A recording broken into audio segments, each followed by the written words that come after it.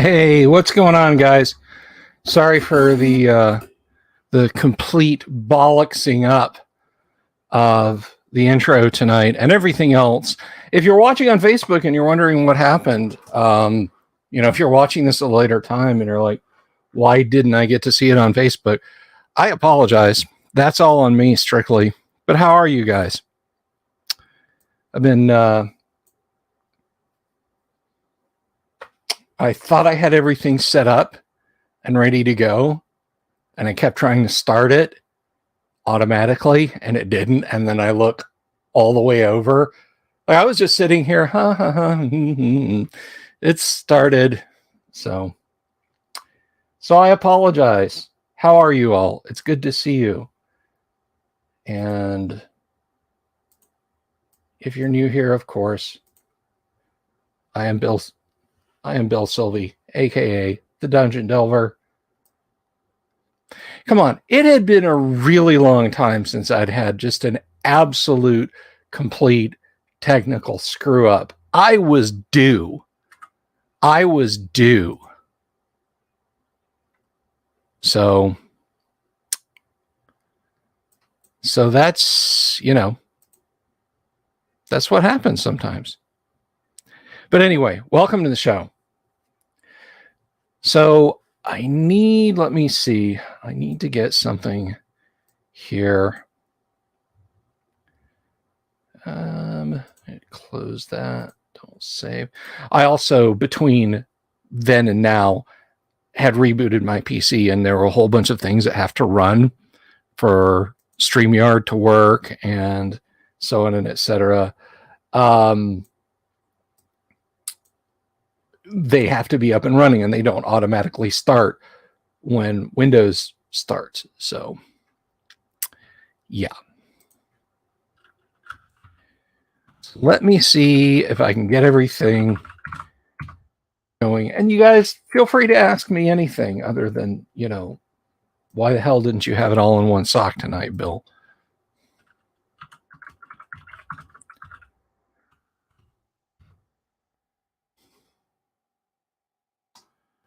See if I can find this.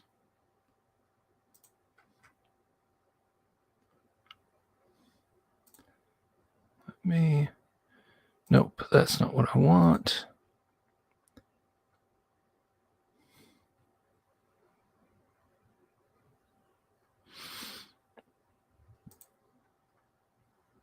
George Lucas will be synonymous with the originals for the last time, repackaging original trilogy in the 90s. Yeah, we got this. I think I've held it up, shown it on screen. Obviously, I haven't shown it on screen, but I have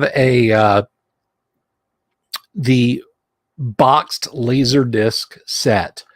It is called the Definitive Collection, not DVD, Laserdisc, and it's unadulterated. The only thing that's done to them is there is a lot of second track audio. There's a lot of stuff done by Lucas and Dennis Murnan and various actors and actresses, and there's making of featurettes and that sort of thing. And it's 9 CAV laser discs and a hardback book and an absolutely gorgeous set. And I really, really, really want to get it digitized and get it into a format where I've got, I can put it on my home theater as it is.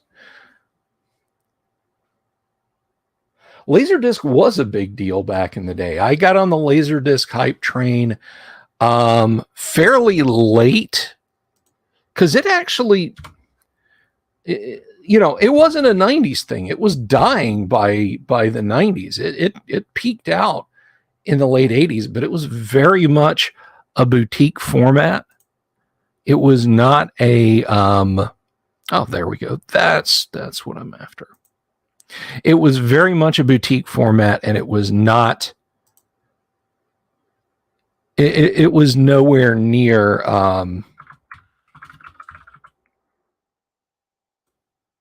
the market penetration that DVD got.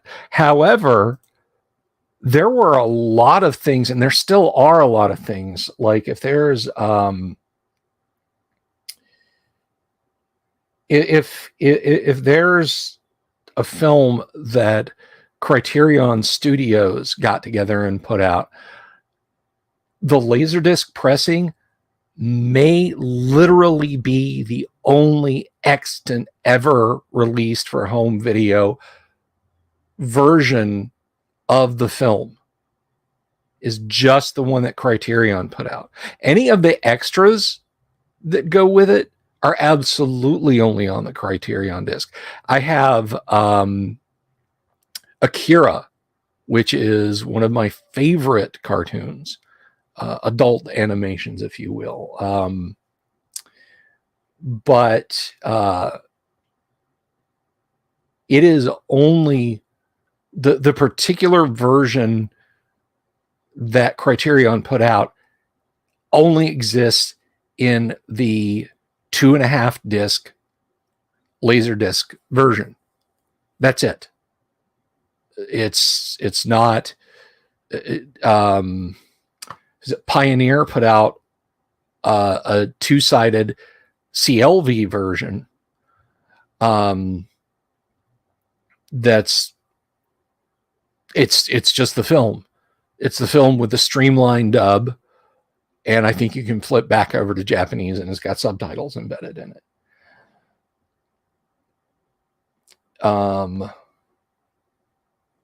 Just a passerby says Michael Jackson rented the Laserdisc version of Song of the South and never brought it back. I don't know. So a lot of people who had built a considerable library of Laserdiscs in the 90s, and well, again, going all the way back to the 80s, or I think maybe even the 70s. No, there was a Laserdisc in the 70s. I think 80, 81 was the earliest incarnation of actual Laserdisc, not DiscoVision, not Selectavision, but actual Laserdisc. There were people who had extensive libraries, and Pioneer released a dual format player. Now, if you have a Laserdisc player, one of the things that you will note is on the tray, there's an indentation for the full 12-inch disc. Some discs, music video discs, short subjects, that sort of thing, came on a 10-inch disc. And then, of course, there is the 5-inch CD and the 3-inch CD single. Although my particular Pioneer player does not have a 3-inch disc. You had to get like an adapter ring that you snapped your 3-inch CD singles onto. But it has a 5-inch disc indentation in the tray, so it can play CDs, and playing CDs is just a simple matter of the laser only reading audio tracks and the little bit of computer circuitry in the thing going, okay, that's an audio disc, and playing audio tracks. But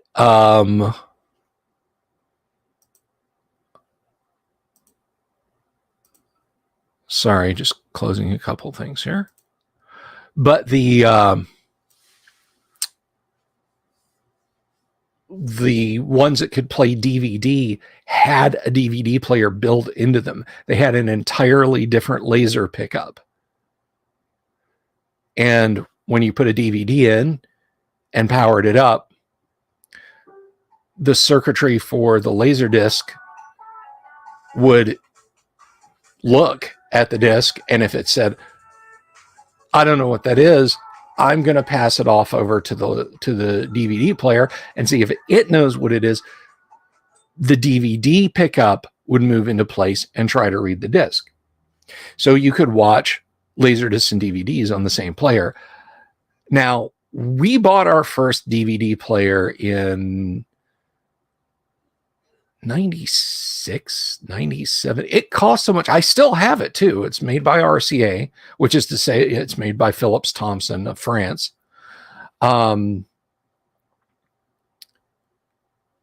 And it cost so much, we actually put it on layaway at Walmart. And this was a time when getting a movie on DVD was not a guaranteed thing.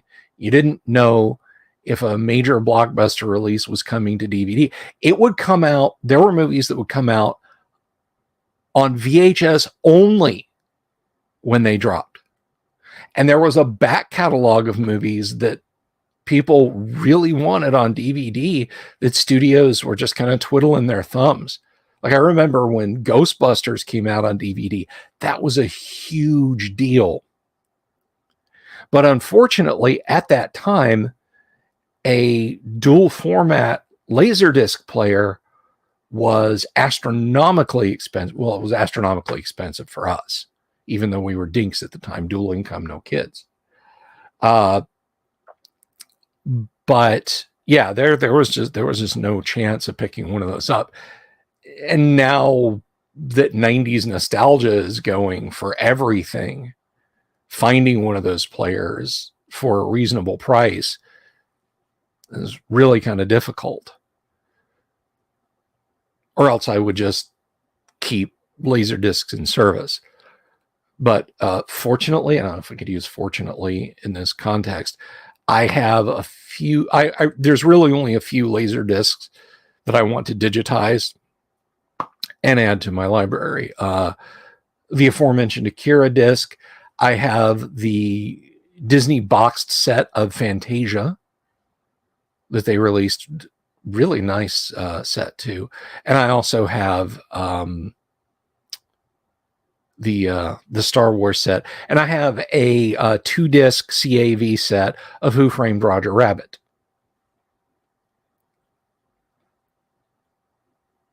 Then he says, buying Police Academy 3 on VHS at Walmart. My first VHS purchase was Top Gun, and I owned it before we got a VCR. That's right. They made such a big splash about that in the 80s. That's another thing. In the 80s, people didn't buy movies. You didn't go buy a movie and add to your VHS collection. Movies were prohibitively expensive. When Top Gun came out for $19.99, that was a really big deal because studios didn't do that.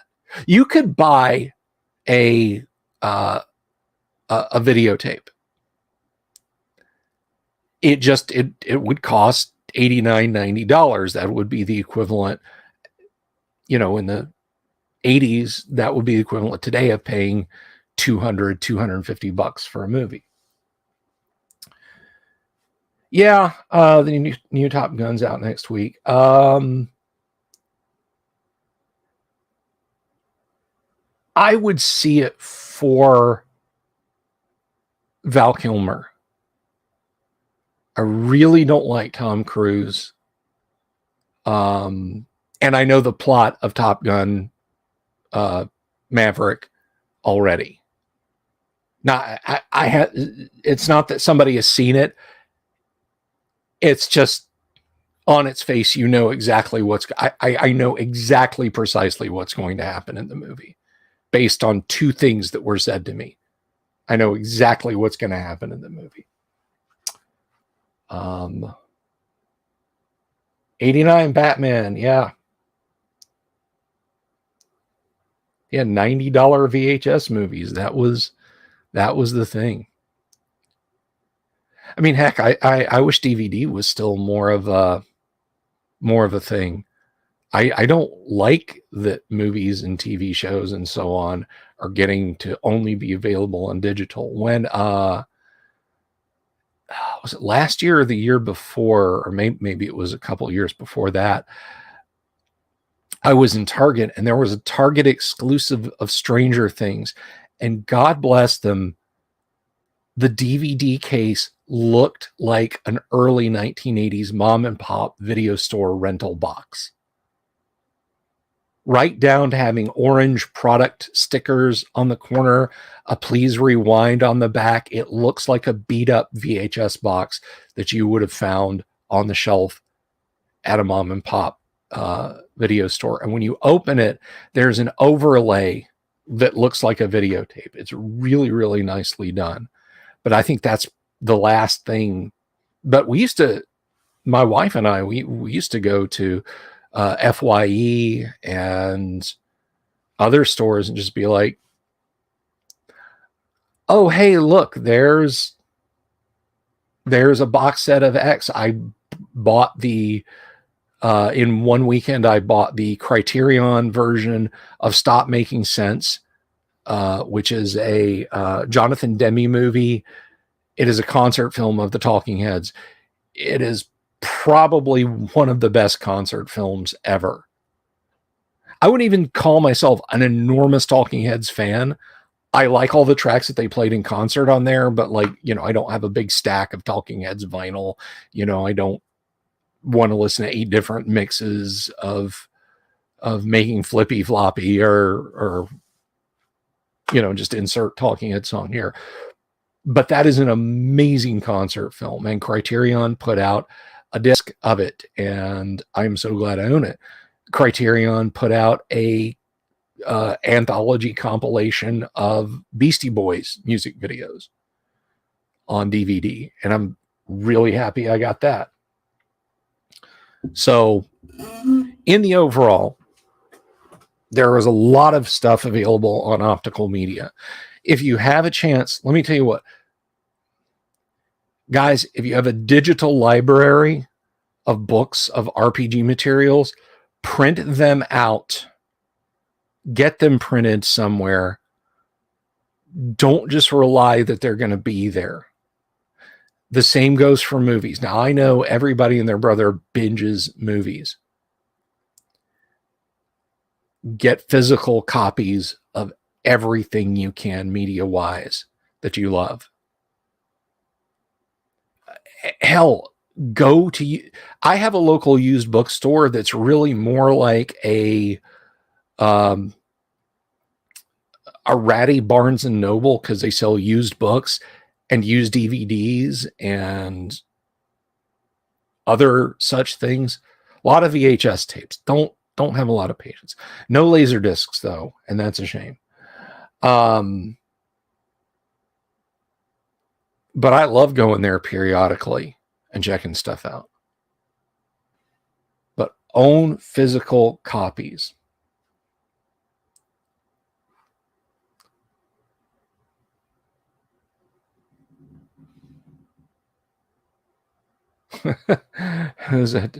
Praxis says, let's download the new Top Gun on a Western Taiwan sharing site and teach them to listen. I cannot endorse that activity. I cannot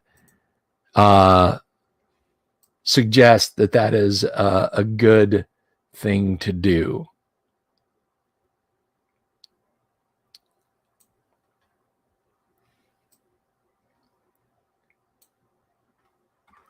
But anyway, so let's put aside, because I know probably, you know, there's people out there in the audience, and if you're new to the show, welcome, who are wondering, hey, A, this guy was late, and B, why isn't he talking about D&D? Why is he talking about Laserdisc players? Well, just be patient. Just be patient. Let me see. Let me close that. And we're here.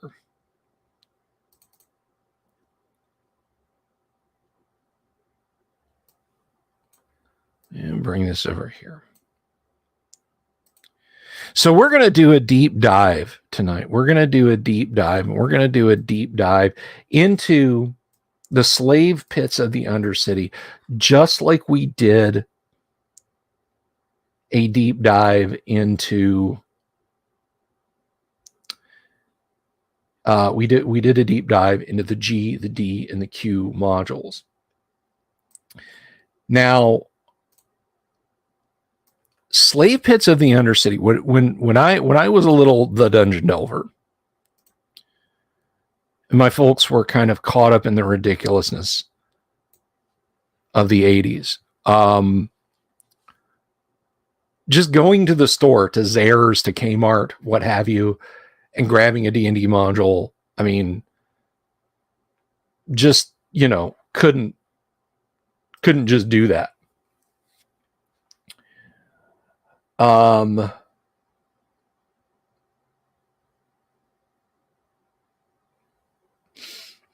But I did pick up Slave Pits of the Undercity. Slave Pits of the Undercity and The Keep on the Borderlands were two classic modules that I had my own physical copies of back in the day.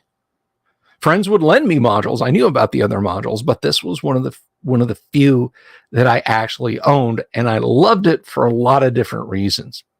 Slave Pits of the Undercity, A1, is the fourth module in the A series.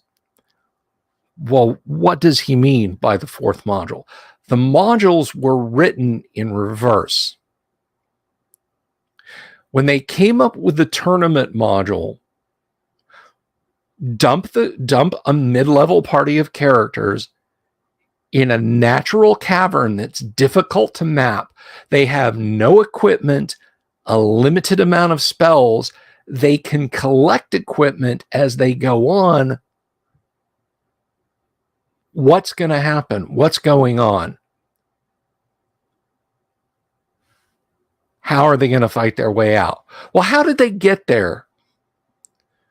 Well, okay, they were in a city. Well, how did they get there? Well, the people in the city are slavers. They're bad guys. They worked backwards from A4, from the concept of A4, answering the questions about why this in A4? Well, A3. Why this in A3? Well, A2. Why this in A2? Because it starts in A1. Yeah, D&D at Kmart.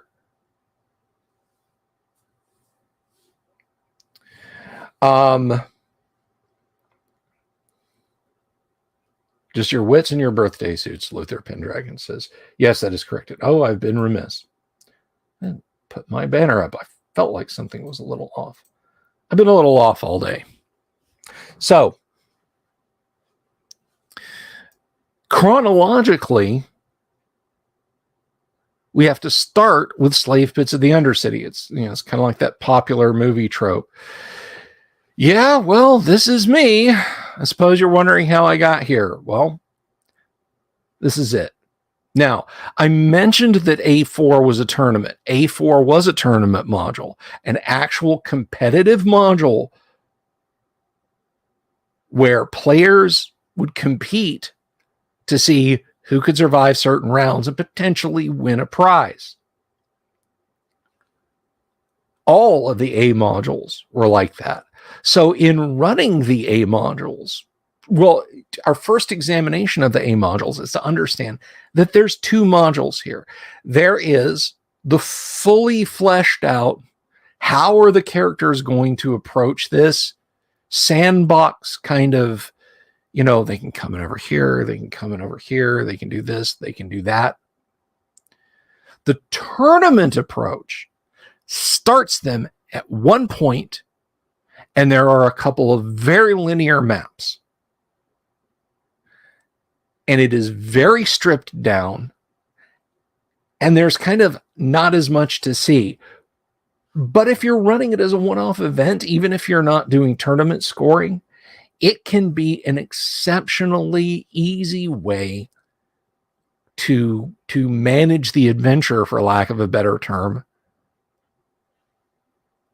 in that fashion. So let's go ahead and crack it open here. Let me see if I can get this set up.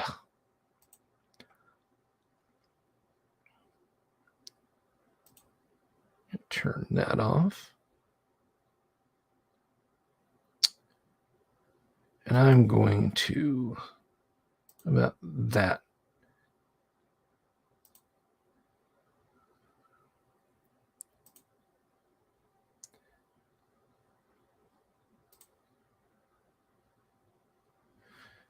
Call this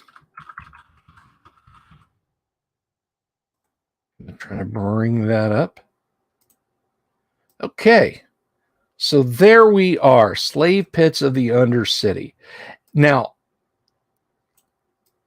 when it comes to AD&D artists, I would say that like Trampier and Errol Otis, my brain kept wanting to say Larry Elmore.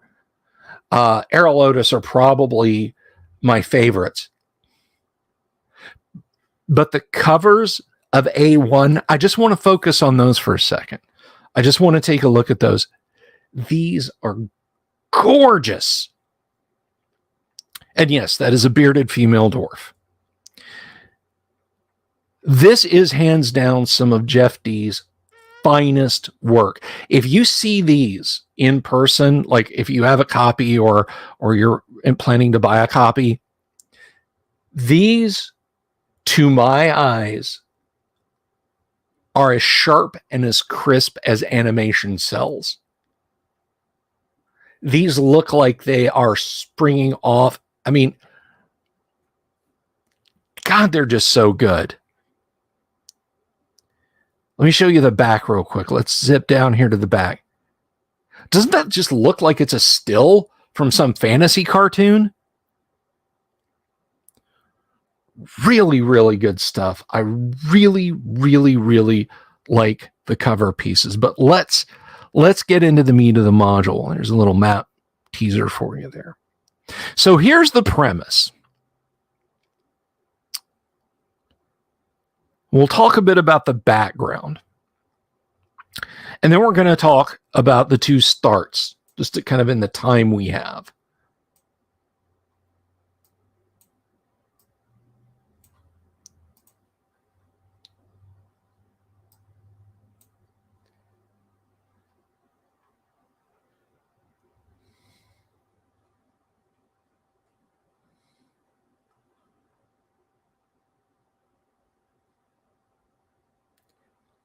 And you might know, hey, he didn't start with A0, Danger Dunwater Shelf, or whatever it is, or something Dark Shelf Quarry. That's it.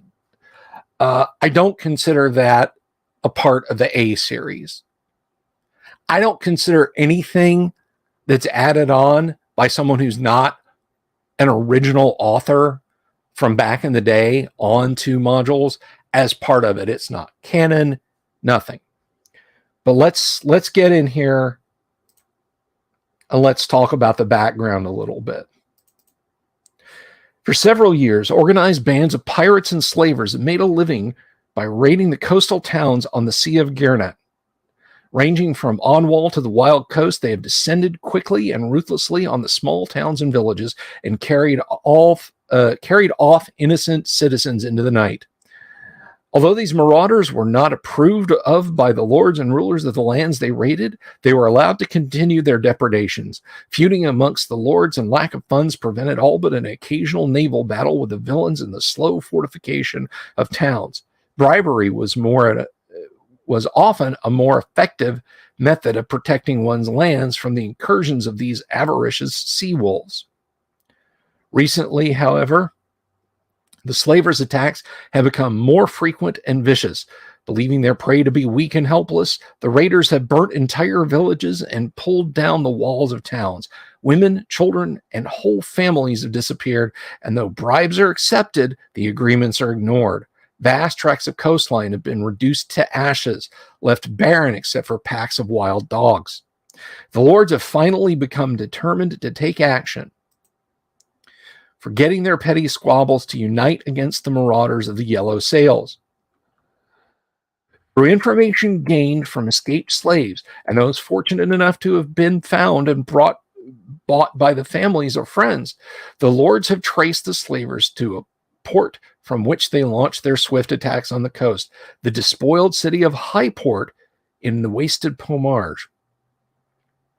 Some who have lost kin and fortune to the Reavers have advised taking a fleet and crushing the outpost, but cooler heads have prevailed. They have pointed out that such a base is undoubtedly well defended, and that the slavers, if alarmed, might arrange that loved ones and kin are never seen again. Instead, they have chosen a plan of stealth. Several bands of adventurers have been gathered together and will be sent to infiltrate the base and destroy the leaders of this evil band. Caution is recommended, for the true strength and extent of the slave ring is not known, but they seem to be stronger and better organized than encounters with their small raiding parties would indicate. Highport was once a human city, but the land and town have been overrun by humanoids, orcs, goblins, kobolds, ogres, and gnolls. Looted, burned, and ill-kept, the city has become a base for human outcasts wishing to deal with these unsavory creatures. Your party, provided with transport, has managed to arrive in Highport and poses one of these groups come to deal. Now here we come to the background. Sections of this module were used as part of the Advanced Dungeons & Dragons Open Tournament of Gen Con 13, 1980. Instructions are given for using this module along with the other modules of the A series to reconstruct this tournament. Information included for this purpose consists of the route taken, descriptions, a scoring sheet, and the characters used in the open. In certain cases, information presented in this module will or will not apply to tournament use. This is clearly marked where it occurs. However, the DM should take special note of such instances to prevent confusion.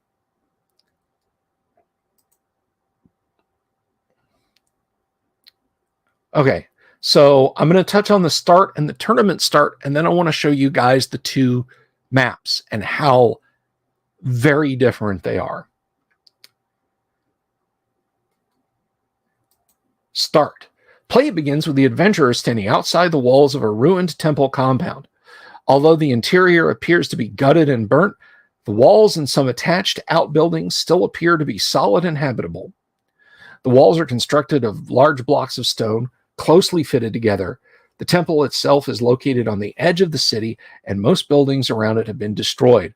There is little traffic about, and those passerby that are around pay no attention to the party. If the characters take time to observe the temple, they will notice several things. At infrequent intervals, guards will be seen patrolling the walls. These will be humanoids or humans in small groups, apparently bored with their duties. At other times, parties on foot or on horseback will arrive at either the stable door or the main gate. These visitors will hail the guards, announcing themselves as having business. They are then admitted by the guards in small groups. These visitors appear to be either merchants with guards or parties of adventurers. At night, the guards will be more numerous and creatures will be seen to flutter up from within the compound to fly off into the night. No slaves or slaving parties will be observed in the time that the characters are in the area. Now the tournament start, which is shorter. Play commences when the characters standing before a secret entrance at the back of the temple. This entrance was described clearly to the party before they left on their mission by an escaped slave, and they have had no trouble finding it. It is nighttime, and occasionally the shadows of guards pass overhead, but none of the guards seems to notice the party. The secret door in the outer wall has opened easily, and the party enters and proceeds to the end of a 5-foot wide hallway. Right off the bat, in the tournament version, there's no faffing about. Your players are told, you're going here, you're standing in the entrance. Now, at a tournament, you might have 3 to 5 hours max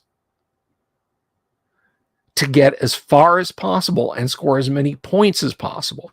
You don't want, well, okay, what if we cast invisibility, 10-foot radius, because I got that on a scroll, and we'll hide out in one of the buildings, and we'll try and ambush one of these. Well, no, that's not good, And then the DM is like, should I roll random city encounters? I don't know.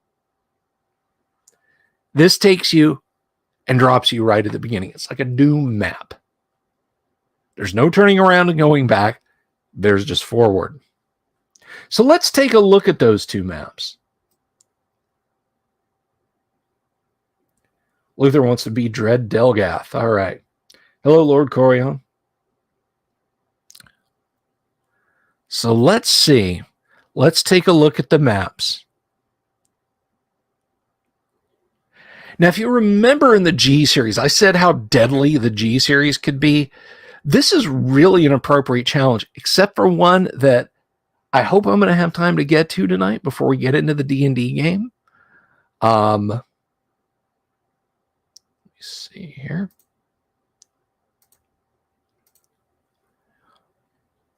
So let's see.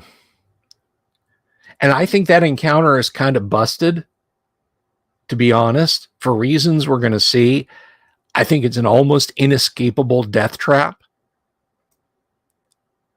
And I would recommend you adjust it. Okay. So here we go. Here's our non-repro blue. Now, this is a huge gripe of mine with the A modules. It's particularly bad, in my opinion, in A2. But we have this tiny little map that's really, really hard. Even back when I was young, I thought it was tiny. Now, these are 5-foot squares. These are not 10-foot squares.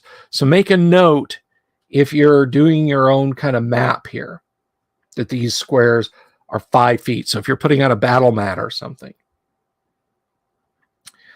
But there's all this ruin and rubble and so on and etc.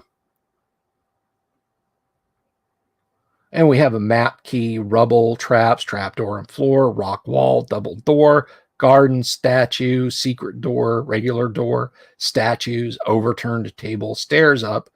You get the idea. So we have this tiny little map, but what takes up most of the module as far as mapping goes is this guy right here. The titular slave pits and the sewers underneath the temple. So you don't get a great map, which is too bad. But you start out here, and I wish I could do a screen ping, but you start out, so you can see, there's the pointer if you can kind of see the movement along the wall here, and then wind your way through if you're exploring the back. Otherwise, you'll start over here or potentially over here or even over in this area, depending on how you want to approach it. There's a stable over here in the corner. I'm not sure if you guys can see it. There's the pointer. Well, right above the pointer is the stable with double doors that lead in. But that said,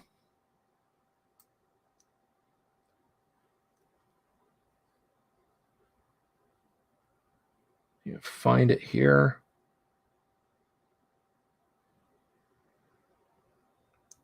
Where is the tournament map? There's a much cut down tournament map. And here's our pre-gens. We'll kind of take a look at those. Where's my tournament map?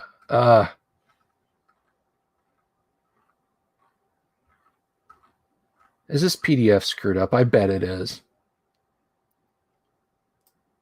Well, I'll have to get the map for next time if it's not available here.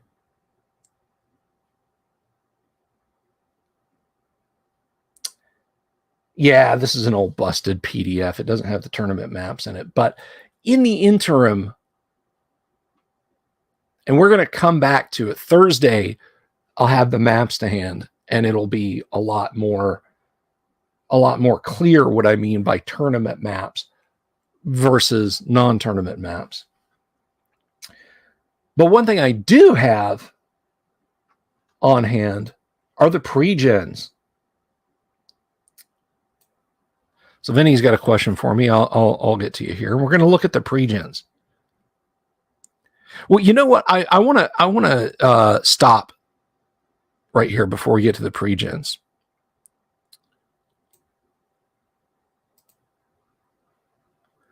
I want to look at this because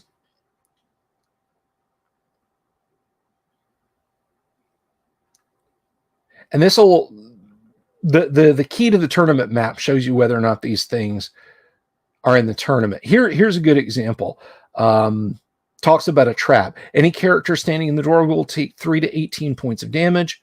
For tournament use 13 points of damage. So when you're encountering these areas, if you're doing this in tournament mode, it's fixed amounts of damage. No die rolling.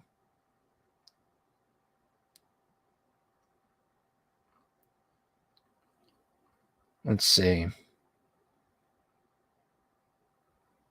It's the alcove, the Sundew's lair. I'm trying to find it here.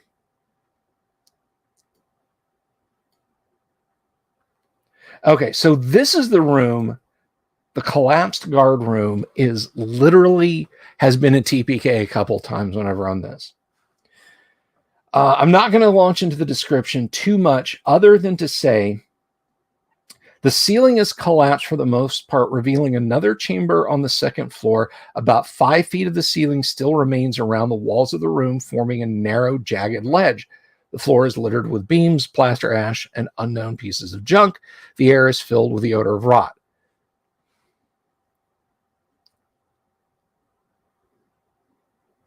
Now, in this room,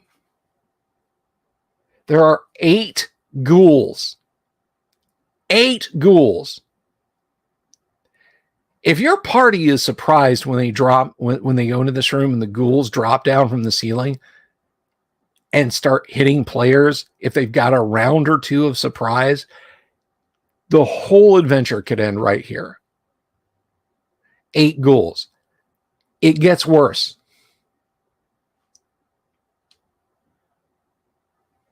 Because there are 2 ghasts also.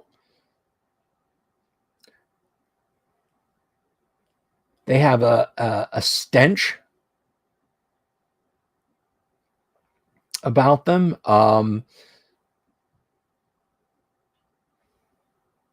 Where they have to save versus poison or be at -2 on 2 hit rolls. And of course, they're undead, so they're immune to sleep and charm.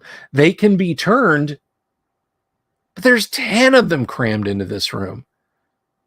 This could literally be a total party kill right here, right now, 3 rooms into this adventure, tournament or not. My advice as a DM. Now, I said nothing about this in the G series, and I'm going to tell you why. I'm going to differentiate.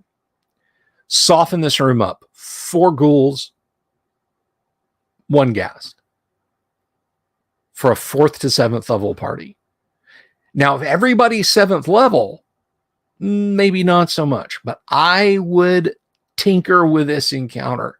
Maybe run it solo yourself as a DM a few times and be completely even and see what kind of results you get out with players being potentially surprised or not surprised.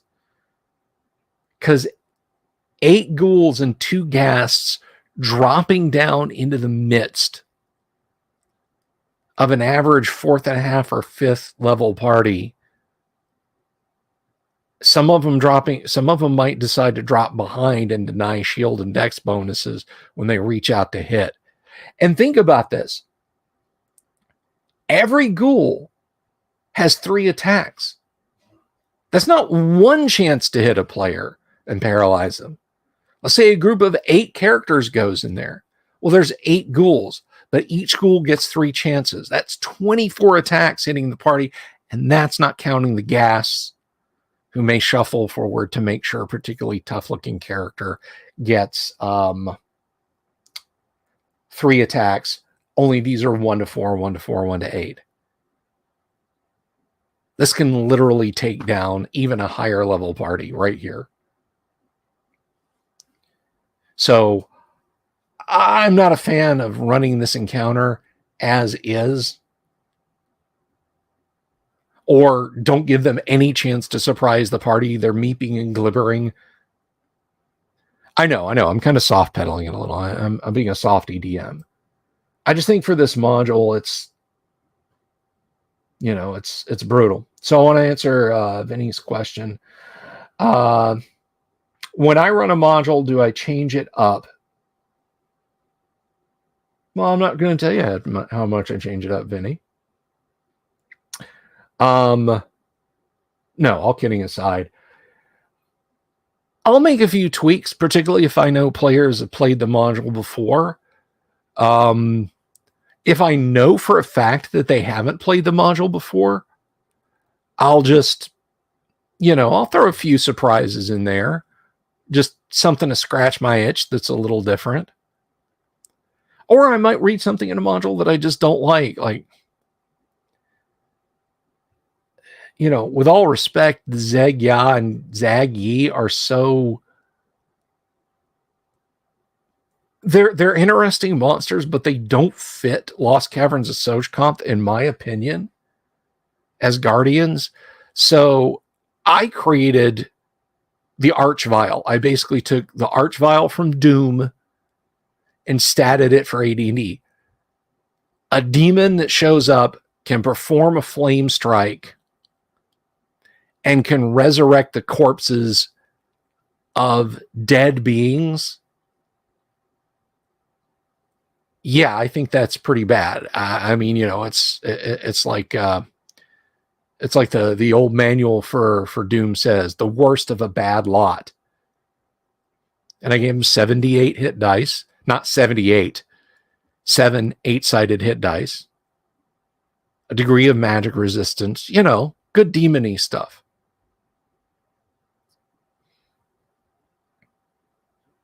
So I threw that in there. That was the guardian of the Demonomicon of Igwilv. I knew some of the players had played the party before, or had played the module before. Hello, Mobius. So I just wanted to mix it up. I just wanted to change it around a little bit. Let's see here.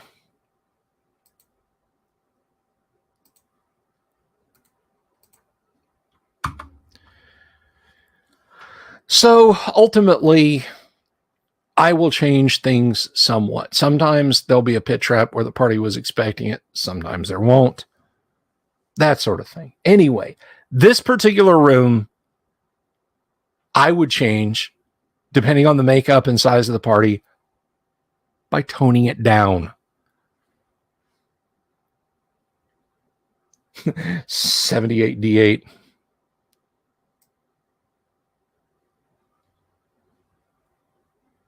So let's take a look in the time we have before the AD&D game at what they think is an appropriate party to go into this module. Now, there's a few new critters here, and we'll talk about those later.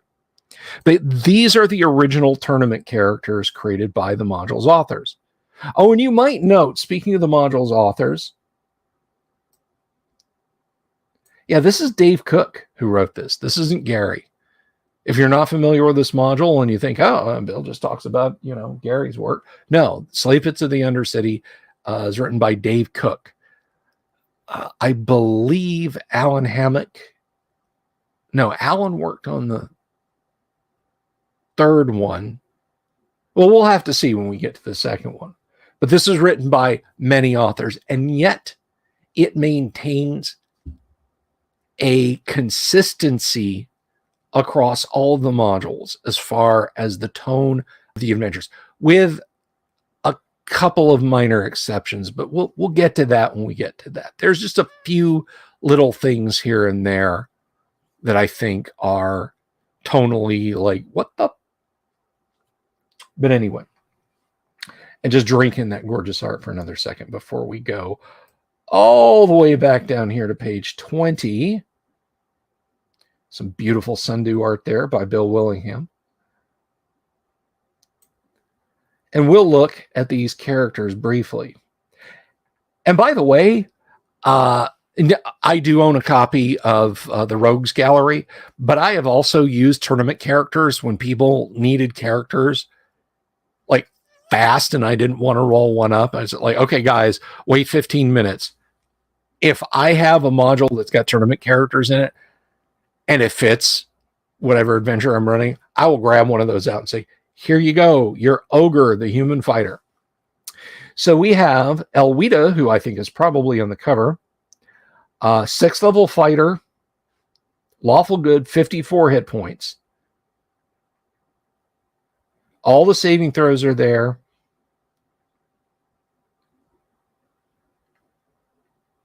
And look at that, everybody has magic items. Everybody has magic items. +1 shield, +2 Warhammer. So don't ever feel ooked out that you might use Appendix P to generate characters, because it's going to be that by the time they get to 6th and 7th level, they're going to pick some of that stuff up. It really is the truth, guys. I promise.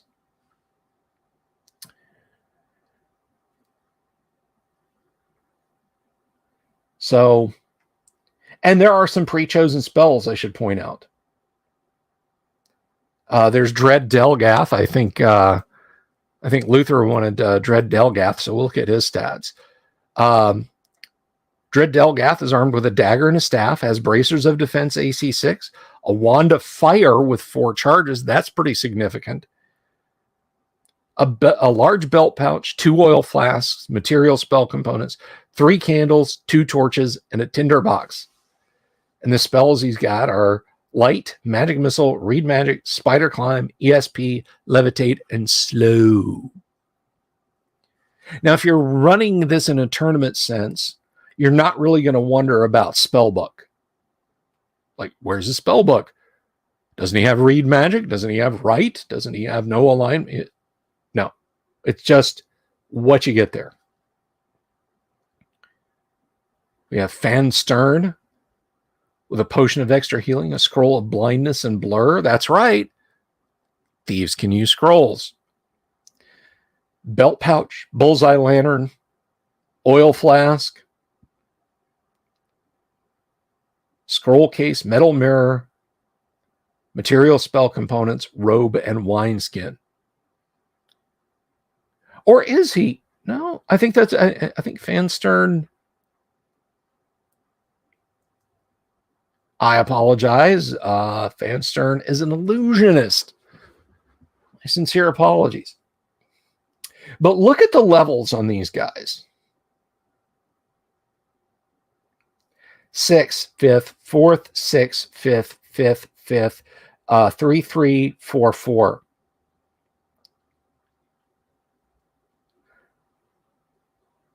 I would not send a party any smaller than this into this module with fewer levels, particularly when you take into consideration the Ghoul Room. There is plenty of trouble to be had in the entirety of the A series. Don't run this module for your party as there's a lot of them. You know, I have 6 players and they're running 2 characters. You're going to have 6 players running no characters if you send a first level party into this module. I'm just saying. So my recommendation is to strongly look at the tournament characters when determining how tough you want a party to be. I mean, right up front, your 3 martial characters have 54, 45, and 40 hit points. Your front rank has a total combination of almost 140 hit points. So think before you just throw the party into this willy-nilly at 4th level. Everybody's hit 4th level. There's 5 of you. Come on, we're going to play the A series. Don't do it. Now, the nice thing about this module is, even as part of a campaign, if you want to run a short adventure, as we'll see when we look at the maps, you can absolutely run it with just the tournament parts. You can say, look, the rest of the building is collapsed. It's just these areas. Again, we'll see that on Thursday more clearly when I get the actual tournament maps and we can compare them.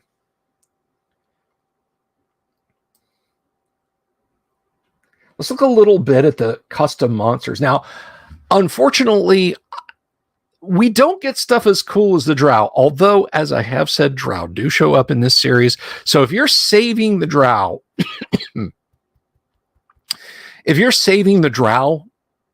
for the Giants series, now everybody and their brother who's played D&D know what the drow are. That's just the truth.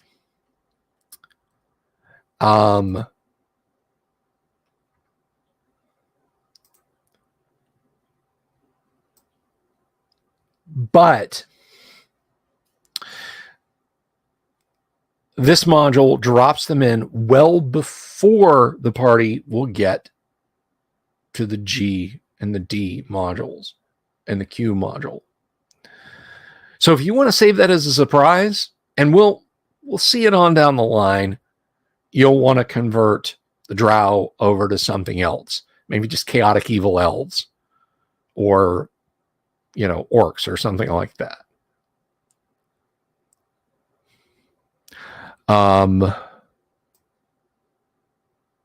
But looking, let me pull this back. Where is it? Okay. We do get some monster. No, I agree. They're not a player race praxis.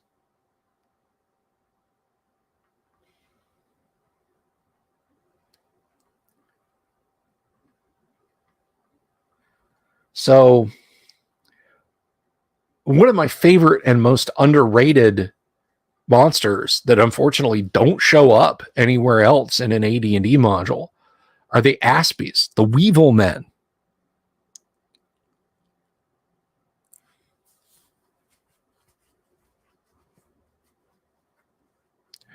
The Weevil Men.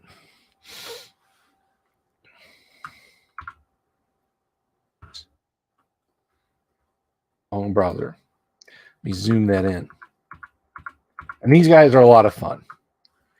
So you got drones who are intelligent and neutral.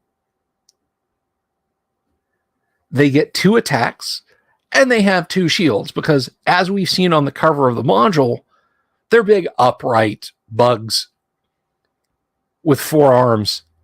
So that's weapon, shield, weapon, shield. 6 hit dice. Again, guys, this is not for 4th level characters. Not a small number of 4th level characters.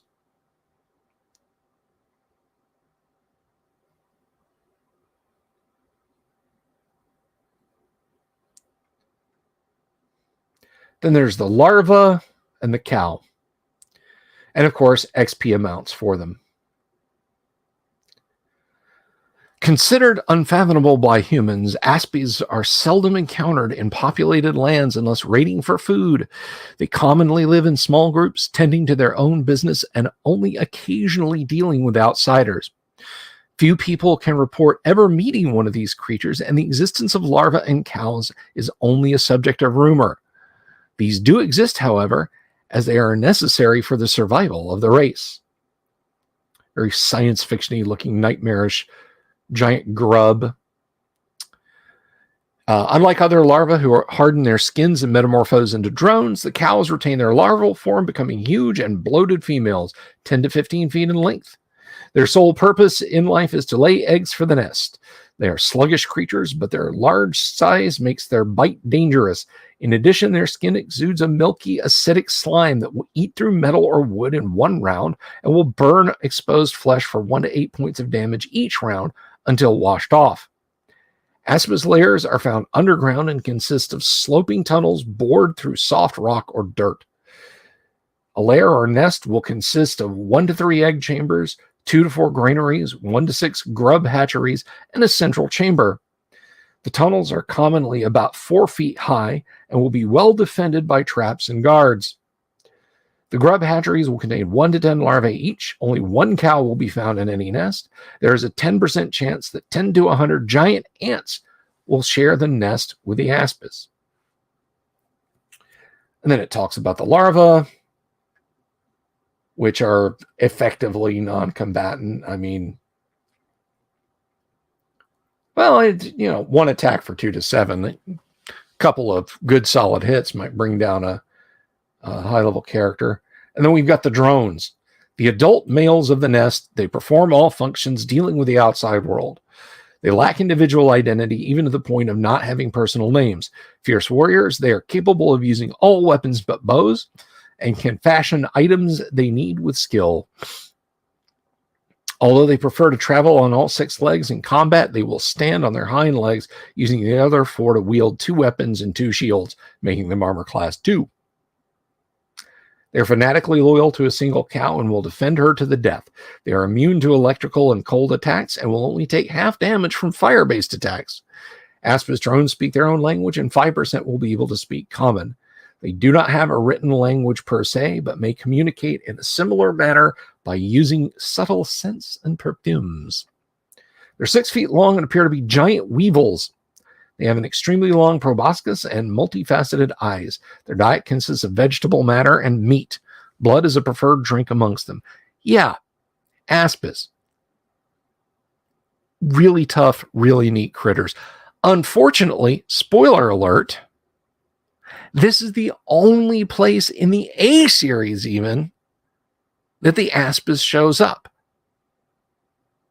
And frankly, I think that's a raw deal. I think they missed a trick here in smoothing this out and resculpting it together as a series of campaign modules.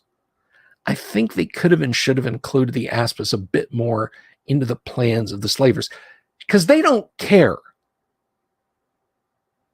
The Aspis literally don't care.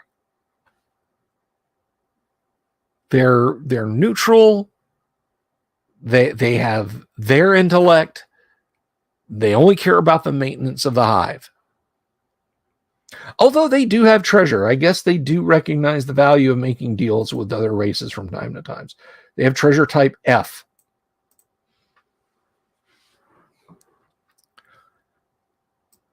So the Aspis is a pretty interesting critter, and I quite like it. So let's see.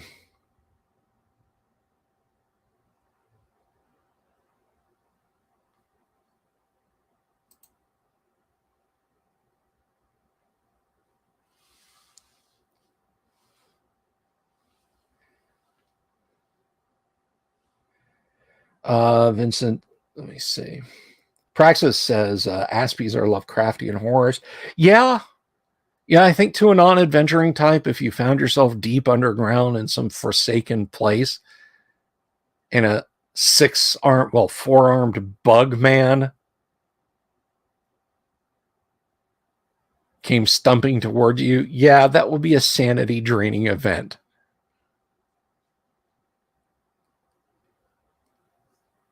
Vincent trying to get people with torches and pitchforks coming to his house. So that's our first look, our first part of the deep dive into the A series. And we're going to get a little more into A1 because I really want to show you guys the tournament maps. They all do the tournament map thing. But for some reason, this PDF doesn't have the tournament. I swear to God, I promise I can speak English, guys. I can start videos and I can speak English. I promise you. This doesn't have the tournament maps in it, but we will look at the tournament maps for this, and we will look at some of the more interesting aspects and encounters. Now, let me close up by saying this. I said that DMing the G series, that from a player standpoint, it's some of the toughest modules you can play in all of AD&D, the G series and the D series, and of course the Q module. For mid-range characters, this almost sort of kind of fits the bill, but for mid-range characters. When you hit 8th and 9th and 10th level after playing these modules, whatever you do, you may look back on the A series and say, I think you will look back on the A series and say, that was a tough challenge. It's a little bit more stealthy. As you talk about G1, G1 is room after room of hill giants. Yeah, you can sneak around the halls, but like you go into the feast hall, you know, how many hill giants, how many ogres, and not just hill giants. There's stone giants in there, cloud giants. That can be a beast. And the A series doesn't really do that to you. It kind of lets you go along, although there are interesting set piece encounters, which again we'll get to. Now, from a DMing standpoint, let me conclude my talk, this initial talk about A1, with the DM's point of view. You do have some work to do if you are going to DM this module, whether you're doing tournament or whether you're just approaching it the whole module holistically. You do have work to do. Not as much as the D series, certainly no. But as the modules go on, as a DM, you will have some work cut out for you. So this is not the master's dissertation that you have to make of D1 and D2 and D3 even, and the nodes in Q1. But you still got to watch your P's and Q's. There's still stuff through here you've got to tweak. And we'll get a little bit more into that. So my AD&D players are filing into the room, as it were. So I'm going to take a minute here, just a hot minute before we get over to that, because I want to thank some folks, like I do. I want to thank some folks who help keep things a little bit easier around here. Some folks who are on Patreon and Subscribestar. So let me take a minute to thank Joshua Garlock, Lord Corion, Ricky Maru, Mobius, Kevin Reynolds, Doomsword, Deathmaster, Mark Simpson, Damien, James F. Keck, William Smith, the Dungeon Minister, Manny Wall. We miss you, Manny. Love to see you back in the audience, man. A little extra crispy there. Mark Corey, Kevin Wood, Todd Sharp, Carnivore Farmer, Rob Bleepulus, Jeremy Rule, Boganora, Manky Mike, and Sky Hernstrom. So we thank you very much here on the show. It is a great help. And if you're out there, if you'd like to help beyond just the occasional super chat or something like that, of course, Patreon and Subscribestar. You can hit us up there. I am intending to do YouTube subscriptions, which, let me just warn you guys going ahead, it's not a subscription in the sense that if you're not subscribed, you won't see the channel. But it is like Patreon and like Subscribestar. But more on that as it happens.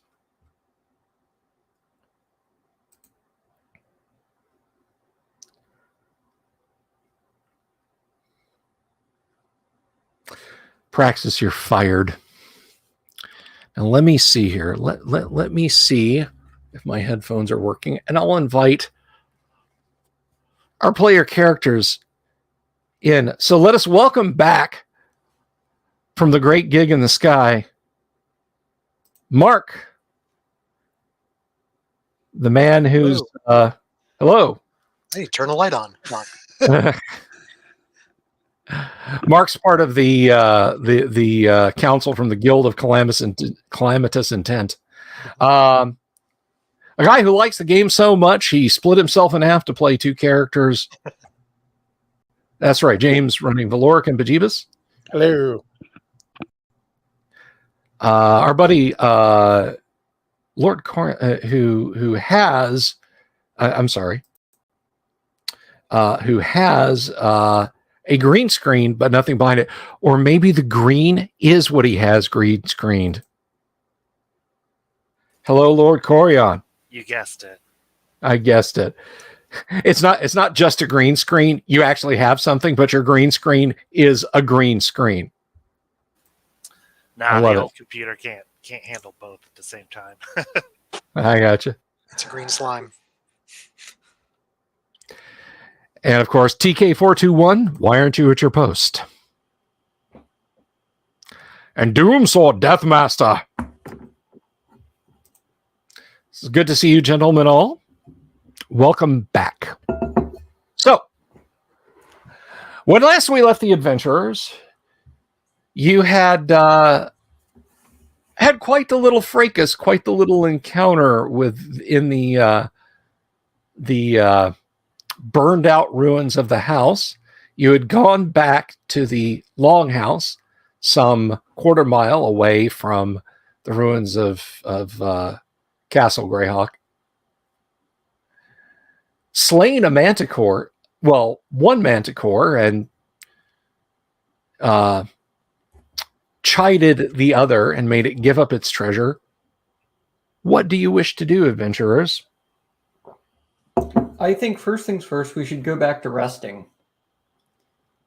And the DM completely left out the fact that we putzed around inside a tower for like a solid hour. But we got scared and ran away. Yeah, I think we should go back to resting, and that way at least I can get my spells back. And I don't know. What do you think, guys? Get back into the tower? I mean, do we want to head back and see if y'all can level? It's up to you. Yeah, I'm good with either way. We definitely need some rest, though. Yeah, definitely let's rest. I don't think we have enough treasure to all levels, so as long as we can stay here, let's stay here. Yeah, I agree. Okie dokie. So I guess let's post watch, see if anyone new shows up, and I'll memorize new spells. Does anybody need healing, by the way? I think Bejeebus was down pretty good. He got, I think I had down to 2 hit points. I'm out of spells, so I can't help. I'm just asking. Okay. I want to kick the guy that's bleeding.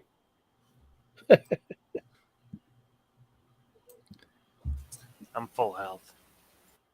I'm full also. I guess we should kick you anyway. I'm good with that.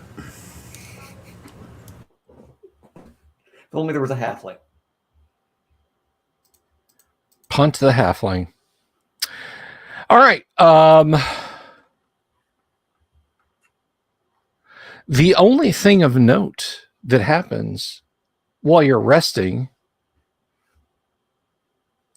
one of your men-at-arms says, "Hey, I think there's somebody outside." Abner, your men-at-arms, and your mantan, your manservant, your butler, he buttles, have ridden for many weeks. The first major city you encountered after leaving your home was Verbabonk, and stories abound of adventurers and wild treasures coming out of Castle Greyhawk. Mm-hmm. You thought the place had been an abandoned ruin and mostly legend anyway, but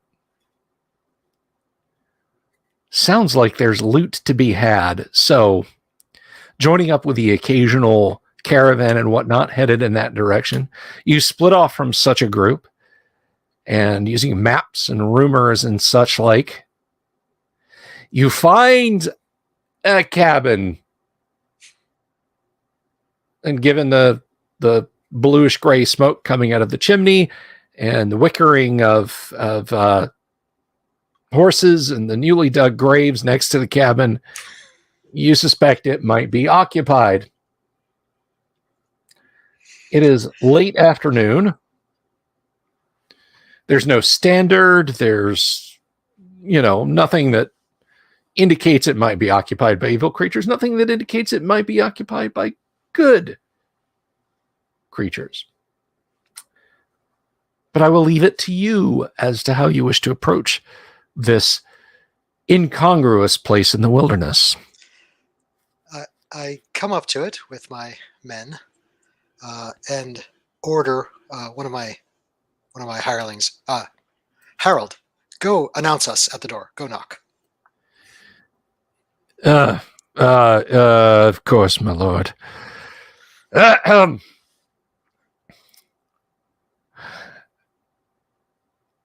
Good day.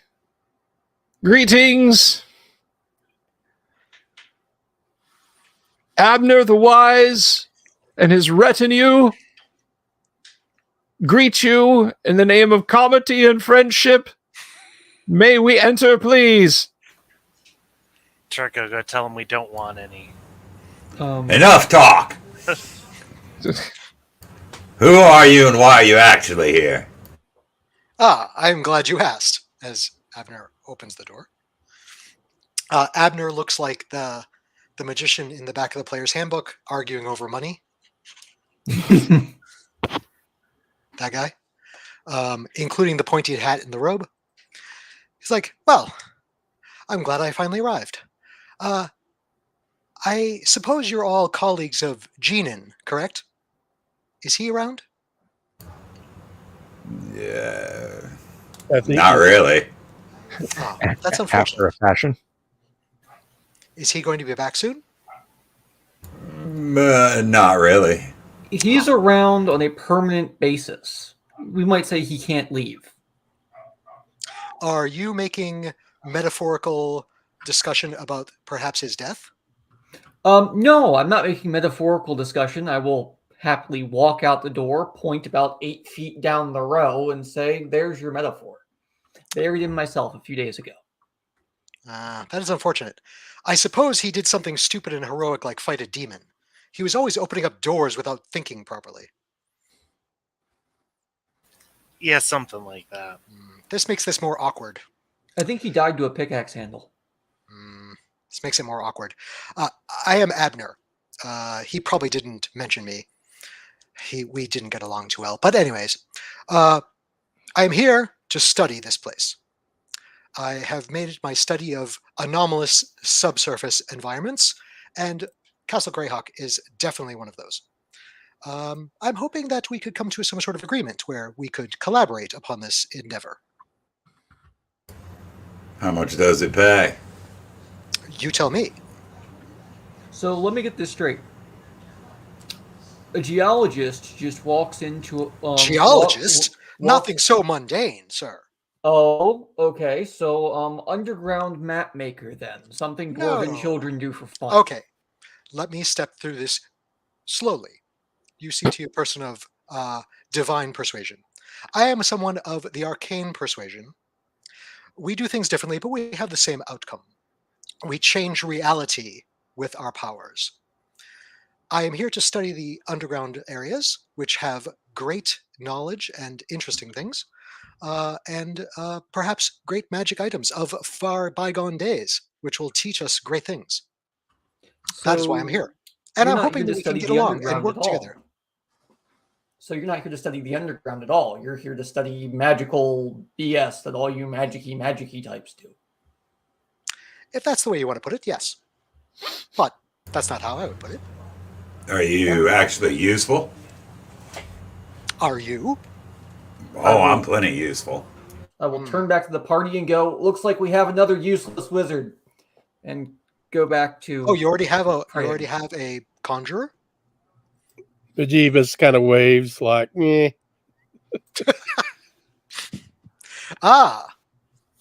And he greets you with a very flowery, elvish greeting.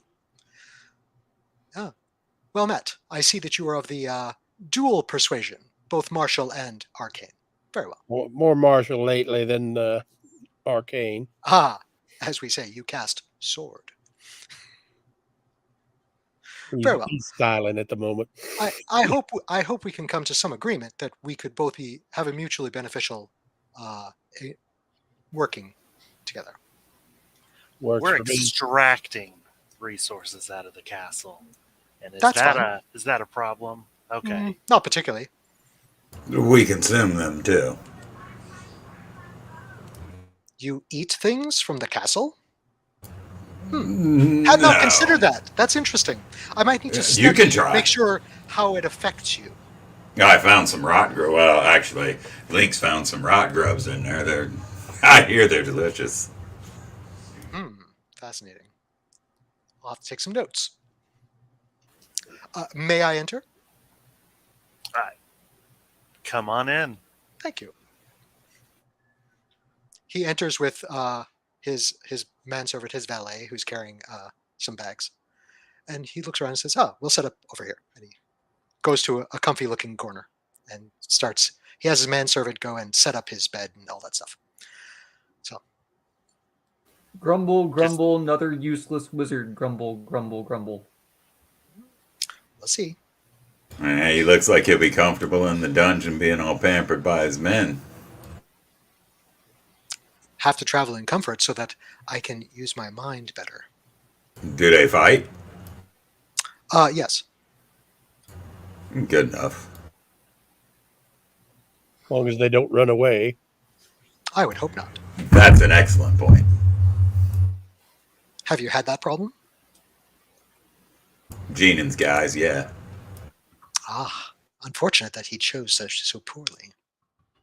Well, when he got torn apart, I guess they they kind of lost the spirit to travel with us. It was really horrifying, okay? May he rest in pieces. Well, we got most of them out of the dungeon. So, tell me, when is your next descent? Imminently. Do we have any extant maps of the location? Check the table. Okay. Lynx can pull out like a rough map. A meta question: did any of you take Genan's maps? I have copied Genan's maps at least to the point of the day we went down onto the wooden table. Okay. Because Genan had maps, and I could just inherit them. That's okay. They're basically what I have, so just inherit them. Excellent. Well, when you're ready.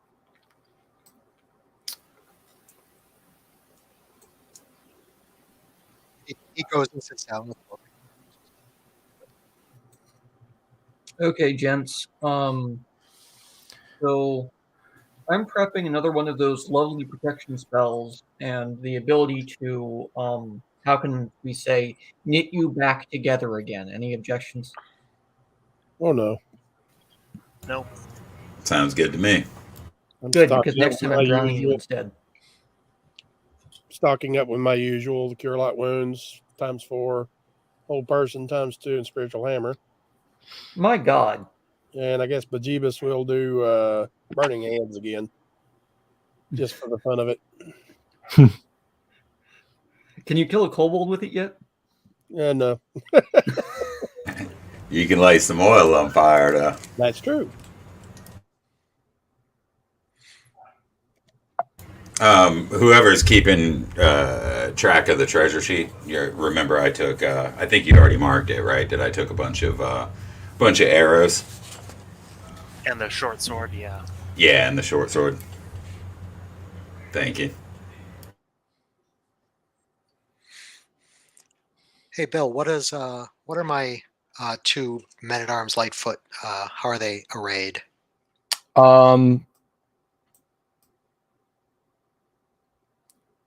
I will say that they have ring and shield, Oh, okay. short sword and dagger. Thank you.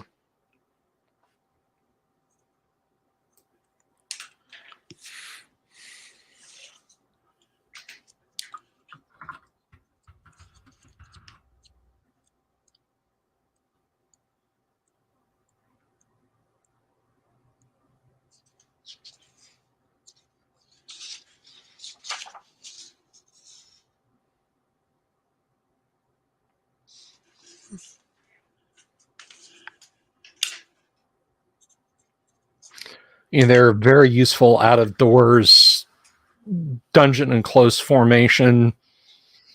Less so, but not useless. I mean, they don't take penalties or anything like that. They just, they have their place, for lack of a better term. Their place is directly in front of me, keeping anything away from me. While we're sharing the particular arcane and divine spells that we may be having in our heads, I have taken, and he uses other terms, but sleep, hold portal, and strength could be useful for boosting up a buff, strong person. Hey, Lynx. But it takes a while to get. It takes a while to set up. It's not a in combat thing. You can be swole again. Temporarily. I'm already swole. Who's got the gloves? I got them back. The cursed gloves. I traded the magic sword for my gloves back.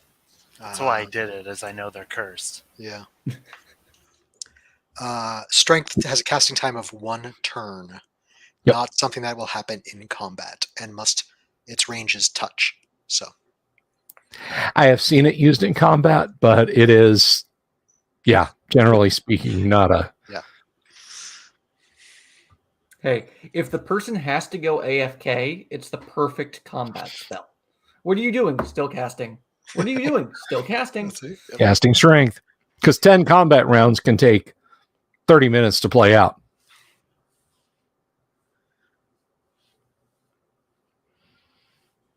Excellent. Okay, gents, we ready to go back into the hellhole? I mean, Doom-filled Wonderland? I mean, No, the proper term is anomalous subsurface environment. Please. No, that's somebody else's adventure. As I said in chat, this is SCP-9999 Castle Greyhawk, and it does have a Keter rating. Little SCP joke for the audience there. So, are you guys going to finish your day of rest? I think so. Yeah. I think we're done resting, and then we'll. Well, here's the question: do we go down the cistern now that everybody's here, or do we go into the elevator room? Have we actually ever encountered anything in the? Because last I recall, last time we were in the tower, we didn't even fully get back down there to investigate further, really, because we had to catch the thief because he went. Yeah, Turgo took off running. Yeah. So, I mean, may as well. I would call it an encounter, what we saw in there, though. Yeah. Just one we ran away from.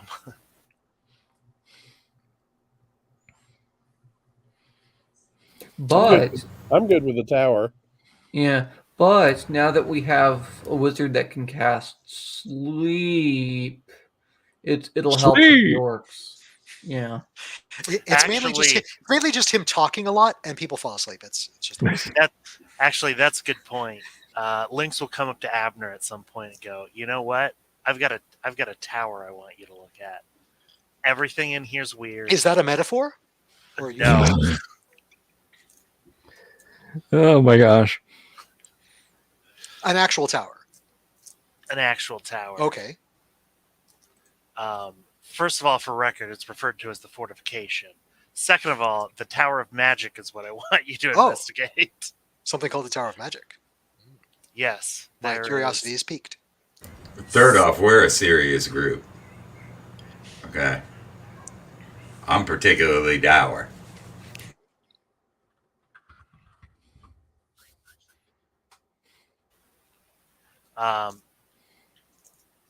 So, assuming we wake up in the morning, let's head towards the Tower of Magic. Assuming. Yeah, this is Bill's game. I gotta leave that possibility.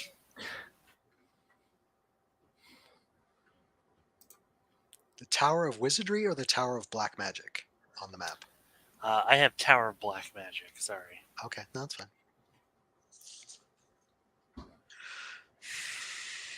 Let's go.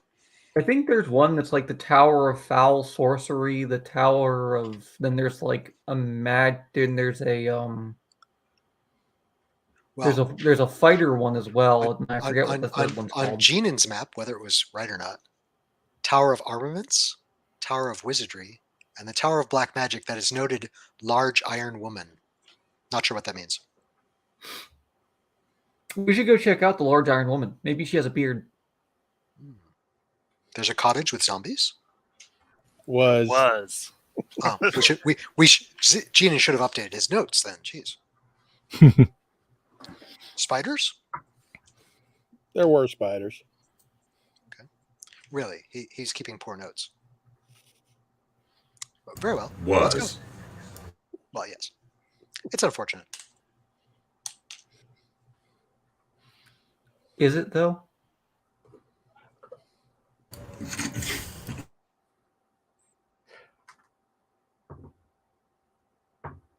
Okay. The night passes without encounter. Survived another night, guys. Yeah. Do we get experience points just for not for waking up in the morning? You get 1/365th of an experience point. The best part of waking up is screaming, "What the f-" All right. So the next morning does arrive. Your erstwhile friend did not slit your throats in his sleep and make off with your treasures, so that's a plus. Yet.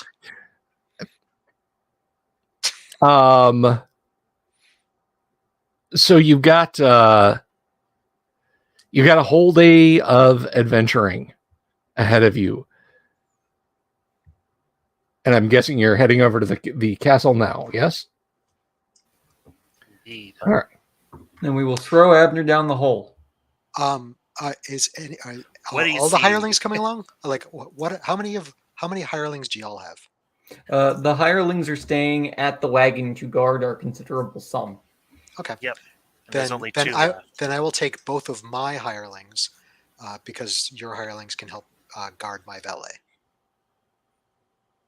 My valet does not come into the subsurface environments. Okay, so you're leaving the valet with our two hirelings. Yes. Got it. His valet just. You'll be fine, Stuart. Just make sure you brush my robe, the good one. Of course, my lord. Don't believe any of the stories they tell you, by the way. He watches you guys go, through the woods, past the tamarack stand, goes back in, wads your robe up, stuffs it in one of the chairs, sits on it. All right. There is the castle. It is the great edifice that Abner, you have heard spoken of so much in the past. The somewhat broken gate hangs ajar. There is a felled tree, well worn, very easy to cross, lying as a bridge across the considerable moat because the drawbridge to this place is long gone, removed, if indeed it ever had one. All the towers and the appropriate places around its curved walls. What are y'all going to do?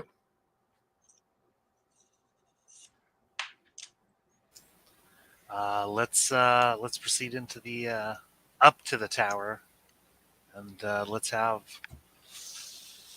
Abner go ahead for starters. Is the tower door still open? My thoughts Good exactly. question.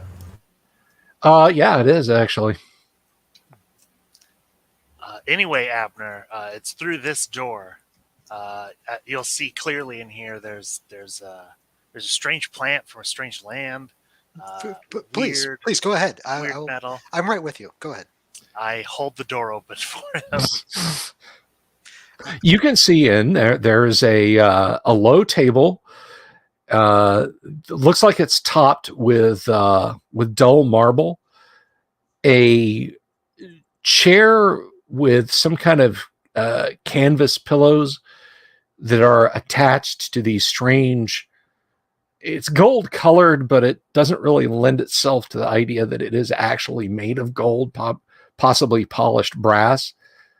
But it's bent in such a way that it is a uniform round pipe that makes up the entire body of the chair. Sitting on the table is fanned out a number of pieces of brightly colored parchment. And there is a stunted and artificial looking green tree next to the chair and the table. Abner's two hirelings like walk in and clear the room. Yeah, check the room is clear, and Abner walks in, picks up one of the pieces of paper, and starts looking at it. It seems quite welcoming. It says, visiting Castle Greyhawk for the first time? Large groups should plan ahead. And underneath that is a rather chilling rendition of a mass grave, an occupied mass grave. Fascinating. Have we seen this location? No, you have not. I was asking the group, but Oh, okay. I have no idea what you're talking about. What do you Keep see? going. What do you see on this piece of paper then? And as far as we can tell, different paper every time we come here. Oh, fascinating. Puts his piece of paper away. Just do yourself a favor. Go left, not right. Oh, but please lead on. You know this location better than I do. Sure, by all means, go right. No, I will go left. Abner wants to put himself sort of in the middle of the group, with one of his men in front of him, one of his men behind him. All right. So Alrighty. can I proceed down the hallway to the left? Sure. Okey-dokey. You follow its curvature around. There's just as you left it before, threadbare, probably red carpet on the floor that is made curved. It follows the curve of the hallway perfectly, and the dull polished metal doors in front of you. I can't remember. Is there any writing on these little the buttons, or they're just little circles? The little circles, no, there's no writing on them. Okay. You see there on the wall, there's these little, they look vaguely crystalline, or you're not sure. They're a little smaller than a gold piece in diameter, and they're set in a metal plate that extrudes out just slightly from the rest of the polished metal around it.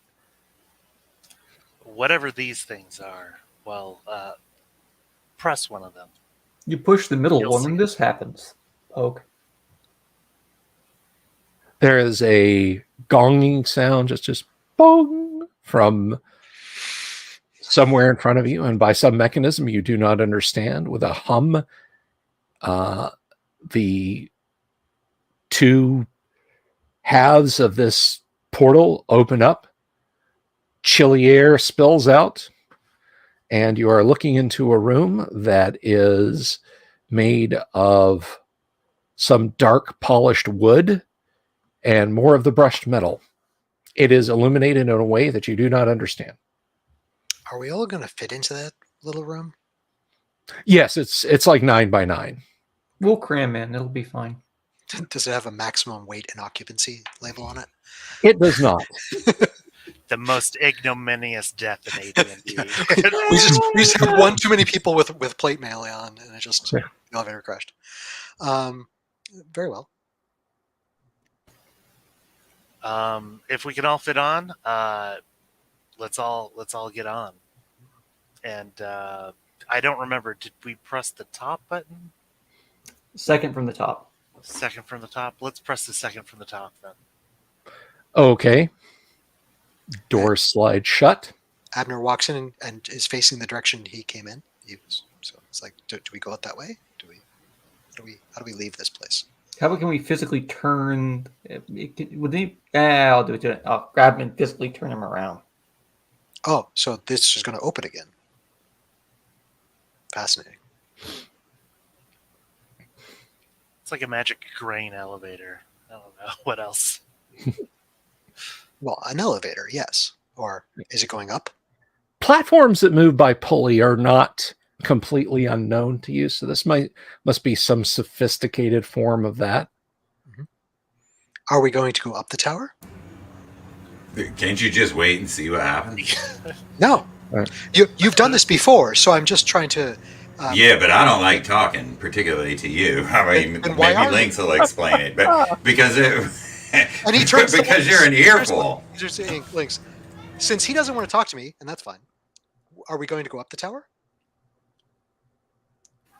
I believe we're going down, but we're not quite sure. As you're, what was that word you said again? Analogous. Sure.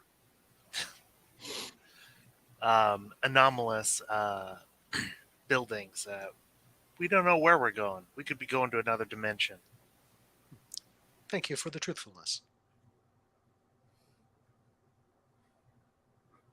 Okay. Do you press a button? We press the second from the top, I believe. Huh. Okay. The doors slide shut. Very pleasant music.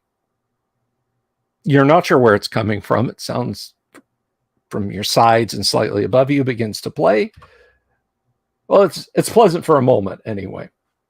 And if you don't have push to talk on and you click that YouTube link, please mute your mute your mic. I don't want to get copyright struck. That's The Girl from Ipanema by Astrud Gilberto and Stan Getz. But that plays for a while. And then it loops around and it plays again. And then it loops around and plays again. And you notice that in addition to kind of a butterfly-like sensation in your stomach that you don't remember before, it's going down for a lot longer period of time. Well, this is unusual. A long time. A really long time. All right, who pushed that button? Well, guys, I guess we found the weight limit of the elevator and we're all dead now. Eventually, unless anyone wishes to intervene. There is another, it slows to a stop. There's a bonging sound. And a hollow sounding voice in common speaks out.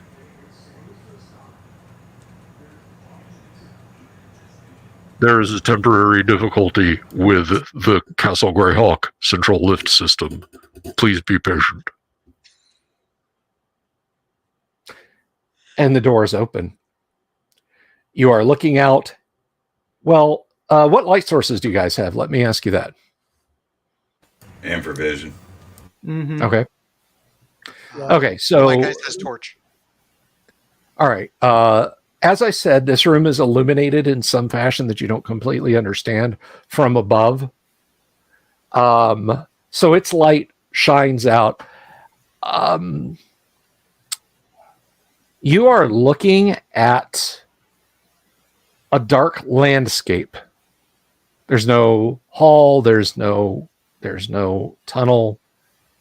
There's no room before you. It just appears to be a landscape. There is a faint smell of the sea.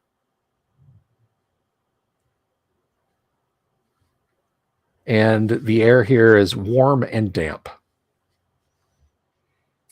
If I look up in the elevator, do I see any kind of access hatch or door or anything like that?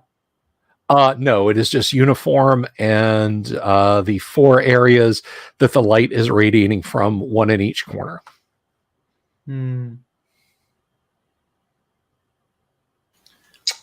Dark landscape, like this is a big area. This is clearly different, yeah. And that is the same button that you pressed last time. Mm-hmm. It was. Same button. Different location, same button. There was that voice that said something was wrong. Indeed. Is there a button that was normally pressed to return? I'm content to keep ourselves here, but sure, let's try and... What if we push the topmost button? Does anything happen?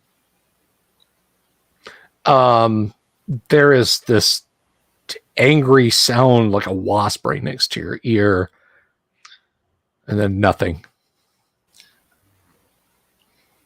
I think this is our stop, whether we want it to be or not. Yeah, it seems like we're stuck. Whoever I'm pressed staying that in the this elevator time was an waiting. idiot.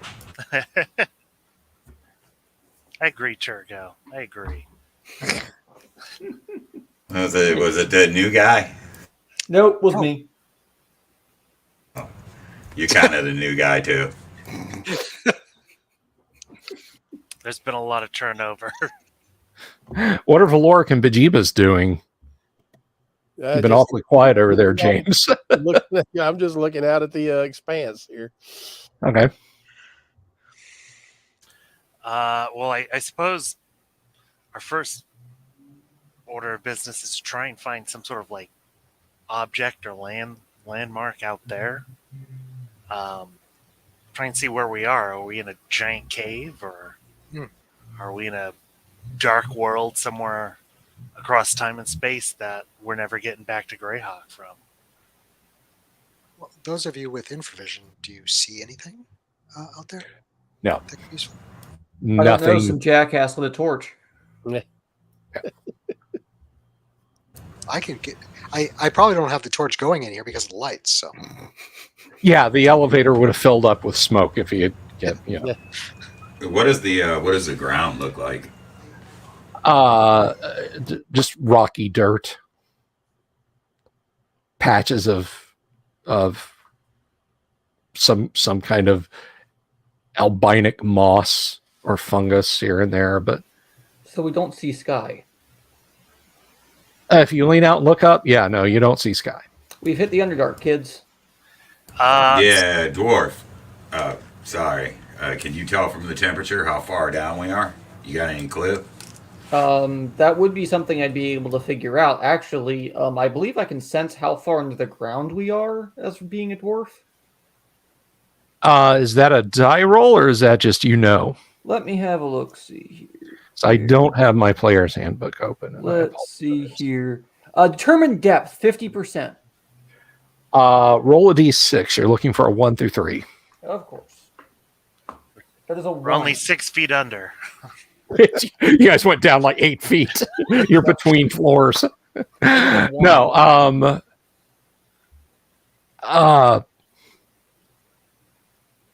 You're deeper than any dwarf has ever been, to your knowledge. You are miles down. Well, I guess I can go ahead and it'd be the same 1 through 3 for detecting pits or stonework. Yes. What are you trying to detect? Just pits or stonework? Just pits or stonework. Okay, fair enough. You want to roll that one, or you want me to? I'll. Yeah, you don't. Okay. There's nothing I'm going around to go that the you exact know. same. But once again, assuming no grade or slope. What is Actually, sloping you can passage tunnels. clearly see in front of the open doors. There is there is a very clear slope downwards, and all of you can see that. So, well, being a dwarf does come in handy sometimes. Well, I can tell you guys 2 things. One, yes, we're far deeper than we were previously, but 2, we're still on the same plane of existence then, in theory. small victories? That's a good thing. This elevator door, do we just come out of like a cliff face, or can we tell if it's like a giant shaft that's in the middle of nowhere? coming down from straight above? From inside the elevator, you don't know. I'm getting out to try and look. Okay.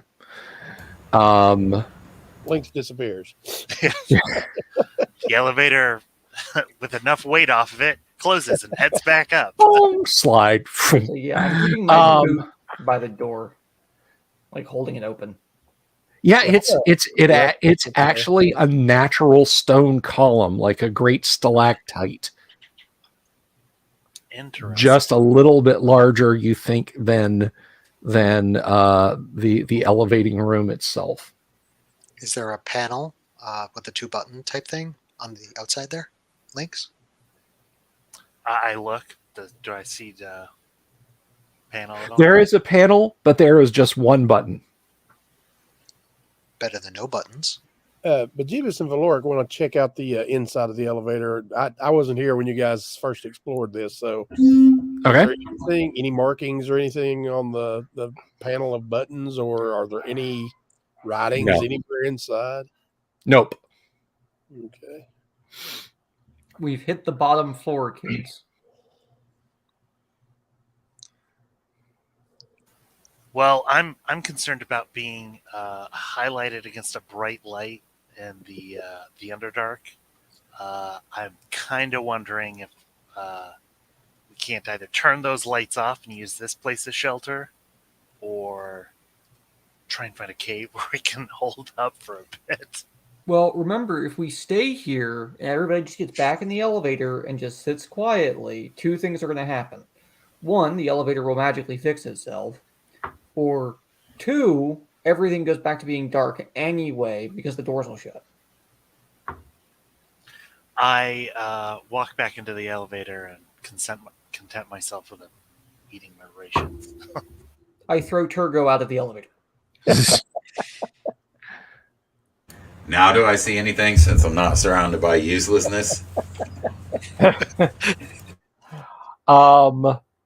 It just seems to be a land, like, if you pull your hood up or something, like basically blocking any light, it just extends as far as your infravision will go. Just a lightless, I hesitate to call it a landscape, but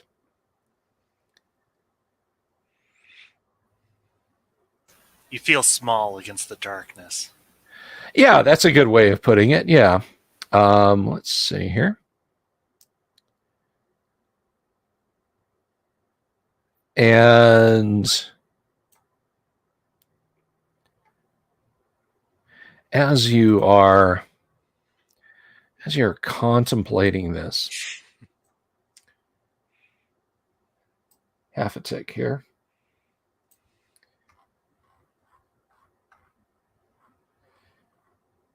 Oh, I never get to roll on this table.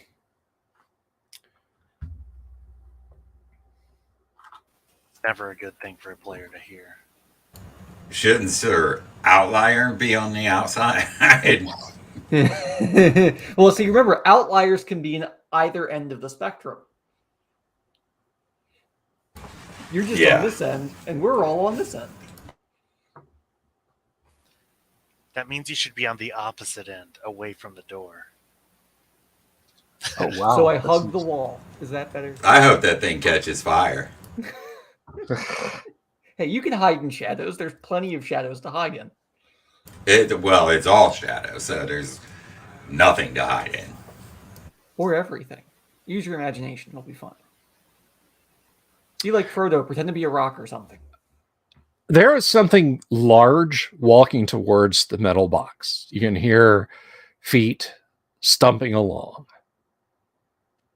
And I don't see any heat signatures or anything like that. No, you do. You do. Something large is looming out. It is. You're not surprised by it. It didn't creep up on you. You guys were having your debate there, and it is. It's very large. Hoves into view. It is a dragon of some kind. What level is Turgo? 3rd. Okay. This is kind of terrifying. Sure. Quick, let's all get in the box so we can get hit by its breath weapon. It's an I oven. never left the box and the doors were closed. You guys just blast out the other end of the elevator shaft. It gets close enough now to the light sources. It's actually, its scales kind of clash like metal as it approaches, and you can see now it's got like a verdigris-free, rich coppery color. All right. As it hoves into view, sort of stumping and turning its head this way and that. I'm not like under awe, terrified, or anything like that. I don't think any of you are, but it is. Let's give me a hot second here. It can't see us. Hold still. Yeah. Its vision is based on Well, we're behind closed doors. If the elevator's doors are closed, so like. I don't think the elevator's Yeah, it doors can closed. see me. Oh no, they haven't. Okay. Oh, See, I was under the assumption that we just waited for the doors to close. that's where I say, see that guy over there? Yeah, the short one. The other short one. Okay. Yeah, they both said some negative stuff about you. I don't know. So this creature, all 30 plus foot in length of it, sort of curls his back end around and sits there and looks at you and says, "The box so rarely comes down anymore, and so rarely do I see things that shouldn't be down here. Step out of the box. Hello. What are you doing here? Who are you?" May I say that it's such a shame you're so rarely seen, given how vibrantly, brilliantly beautiful you are.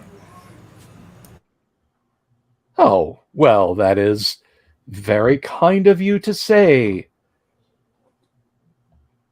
But my question remains. Who are you? Well, that's Why Link's are you there. here?" He's the leader. Hail, we are the travelers bold who have come to the Greyhawk in search of treasure. We seem to have completely left Greyhawk. Left? Greyhawk? Castle No. Greyhawk. No. You are still in Castle Greyhawk. I am amazed. Oh, you should be. You should be. All about you. And he stretches his wings out. All about you are the machinations and work of Zagig. This, the uttermost level, all the way to yonder sea. He discovered, but this indicates the room you're in the shaft. This he built in himself. I come here mostly for quiet contemplation. When I wish to leave, I have my means. So Are you looters? So you wouldn't happen to have seen an angry, rowdy family of orcs around here, have you? Oh, occasionally orcs do get in the little box, and they show up, and I kill them. So then I believe the answer is no. Not recently, no. And for the record, no, I've never stolen anything in my life. It narrows its eyes and lowers its grand piano-sized head, like to within a couple of feet of you, and said, "I didn't ask that. However, that you bring it to my attention means perhaps that is not entirely a truthful statement." Well, you asked me if I was a looter. if I've never stolen anything in my entire life, it's unlikely that I'm here to loot. Yeah, Maybe he likes instruments. a fair argument. So, I would imagine, and right when he says I would imagine, there's a bonging sound, and the hollow voice comes back and says, Ghouls Greyhawk Central Transportation System thanks you for your patience. All technical issues with the lift central has been corrected. Please enter the elevator and keep your hands inside the passages at all times. Thank you. Well, there you go, unless you wish to explore the headlands and the foothills next to the sea. I will warn you, there are nasty beings over there. Even I try to avoid it. But the sea at night, and it's always night here, is quite beautiful. I'm going back up to level 2. Turgo, you have probably about 3 seconds to get in the elevator before the door closes. I was in there before you kicked me out. Hell yeah, I'm going back in. I'm pushing the button. We bid you adieu, fair Dragon Lord. He chuckles and waves at you with a claw circling his thumb claw and forefinger claw and says, be seeing you. That's The the door size of our face. Yeah, exactly. He could like just slide that down over you. Door slides shut. And it begins to rise. So for the next 10 or 15 minutes, you listen to The Girl from Ipanema on a loop. It's quite a nice song this is, right? Yeah. Do, do, do, do, do, do, do, do. And as I said Me a before, little bit. it relaxes you like the first 3 or 4 times, and it kind of irritates you. Then it just turns cheesy, and then you just kind of tune it out. So by the time you get back up, you're like, "Oh, is that still playing?" Oh. The doors slide open. The rather cold but stale air of the tower lobby sort of rushes back in. Shall we now try to go to the first level down? Yeah, now let's push button number 2 again. Yeah. Please do. Yeah. Okay. Door slide shut. It doesn't even get through. Bong. The doors slide open. There is the gallery that you remembered seeing the last time you tried to get this thing working.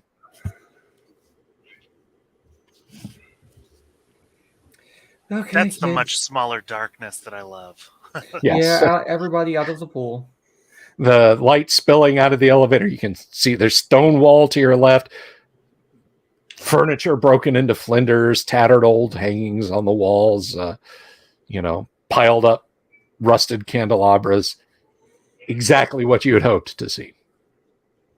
Although I am a little disappointed that you guys didn't want to, get out and walk around, but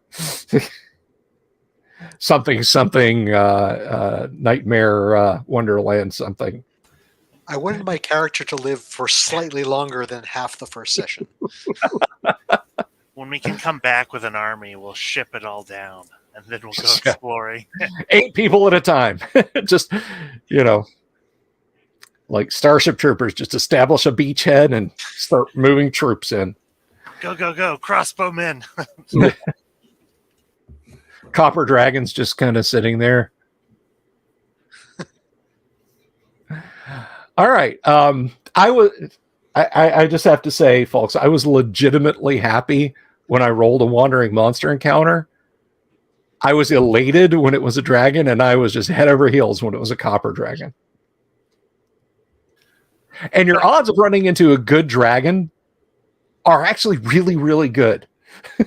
So, Presumably 50%. on the dragon table, a little better, I think. I'd have to go look at it, but anyway, I mean, when you consider Good silver, dragons live longer.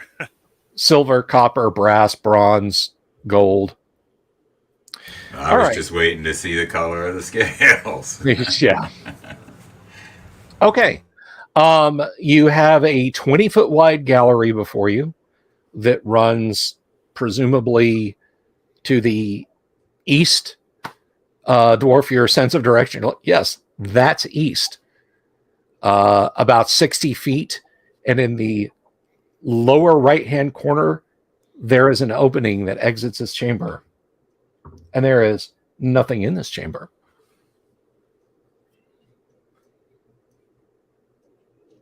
You said there were like candelabras and other debris around? Yeah, just all broken up furnishings and whatnot.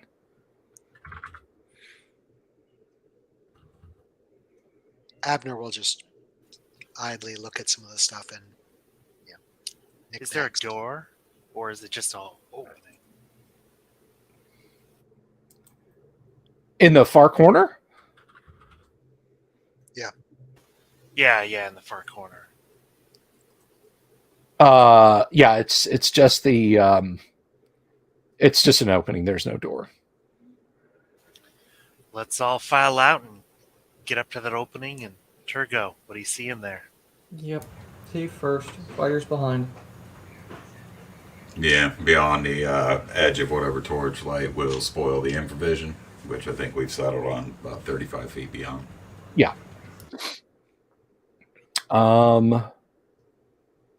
Half a second. Where is my documents? His red dragon stats. He rolled another dragon. Shh! I wasn't going to tell them that yet. Your character will survive. Just be quiet. He secretly rolled a gargantuan one. It's too big to fit in the hallway. Actually, valued viewers and players, if you will hang on a second while I get my physical map. I don't appear to have my proper map here in front of me, so give me just a moment, okay? Sounds good. Oh, I almost dumped my trunks when I saw that dragon.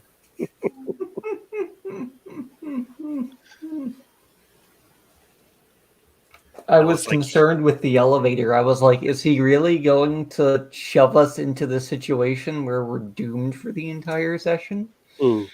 That would suck. I thought he was done with this, and now it's time for the wilderness, but it's going to be the Underdark. Yeah. To find the other elevator shaft to come up the other wizard tower. I was 60% sure it was just like, okay, TPK time. It turns out I want to run a second Gamma World game. This elevator just took you to Gamma World. Order relay. Yeah, we come out and there's Cthulhu.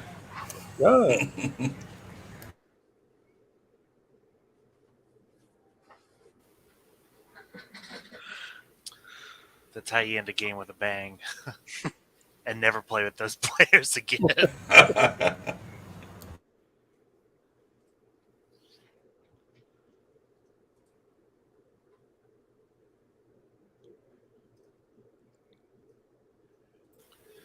So I'm updating some of the group equipment that I have here, and then I'll send a link.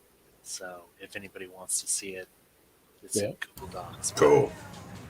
On the party equipment, there's something that's labeled for Avar, which I think is Sir Average, old stuff. I assume Sir Outlier got all that stuff. Okay, then I'm putting it in the cart. That cart is heavily over. It's really weighed down at the moment with all that stuff. Nah, it's fine. Too, though. It's fine. We can't put any stuff on the donkey anymore. I fed Average's donkey to it. So like the cart's sticking up like this. The house is like barely touching the ground. As long as we can make it to Greyhawk in 2 days, I'm okay with it. Yeah. The cart magically lets us get to Greyhawk in 2 days somehow. That's the goal. It's like scribble knot physics. The horse weighs down the cart, so it wants to go forward, but it's too heavy on the back end, so it weighs up, so it continually goes forward. Thank you, audience and players. I beg your pardon for that. I just had to get my map and send it to myself. Okay, so put that on the desktop so it's a little bit more wieldy for me. And put it on the monitor that is not completely washed out so I can read it. Okay, so Turgo, you move up to the opening. To the immediate south, and these are all 10-foot wide corridors, by the way. What can I say? Zagig loved himself some Euclidean geometry from time to time. Directly across from the opening, 10 feet away, the corridor continues on and then immediately turns north. And right outside the door, it turns south. So basically, you're on one side of a T junction. The easternmost side turns north, and the middle turns south. Okay. I suppose I'll turn to the south. Okay, looking south, you can see that it goes 20 feet. There is an intersection, a four-way intersection, and it continues going. Let me see. And there's at least one more four-way intersection after that. Okay. I'll turn right. Okay, so you are going south? Right. Okay. You come to a four-way intersection. Now, there's kind of a scratching, clicking sound to your left and an extremely foul odor. I mean, it is noisome. Like someone left the lid off of a midden. Okay, I'll try to quietly back up, facing forward, back to the remainder of the group. Now, I should point out to your right at that intersection, there was an opening that seemed to lead into a short passage that opened into a room. Okay. But there was no door. Okay. I'd still like to just walk backwards toward the group. Okay. Now, has the group been moving forward, or were you just waiting for Turgo to reconnoiter and then come back to you in the gallery where the elevator's at? I'll move forward, but I'll stop at any turn. Okay. So, just so I have this completely clear here. Let me go. Where are you guys? I lost you. So Lynx is waiting by the elevator. Sir Outlier has moved up, but not gone around the corner. How about Abner, Valoric, Bejeebus? Valoric will stay back. Bejeebus will step up near Outlier. Okay. And Abner staying in the gallery. He doesn't want to spoil the infravision with his torches. Okay. Now, there's enough of you guys, and I hate as DM to ever suggest things, but do you guys want to divide your party in two and go in different directions in the dungeon? No? Okay. No. Thank you, Mr. Gives Bad Ideas. That hurts me. We haven't dug the pit for the mass grave yet, so you can't kill us all yet. You handed us the shovel, okay? Okay. So you back up down the hall. There are your allies waiting for you. And you have nothing to report. Yeah, so it's there's a number of junctions up there. It appears to be sort of labyrinthine. There was one way that we could go down a hall that opened into what appeared to be a larger room. However, there was a foul stench, I suspect, of undead in the other direction. I'm not getting stuck in that hole by myself. Doesn't this also go to the north? If we step through this, you went to the south. Mm-hmm. Does it also go to the north? What's up that way? Sure, it does. You want me to check it out? Lynx, Seems you want reasonable. me to check that out? Yes. All right, I'll do so. the same way. I'll turn the other direction to go north, to the left. Okay. Looking north, 10 feet past the north turn, there is an opening on the right. And further up from that, 10 feet past that opening on the right, it opens out into a large room. And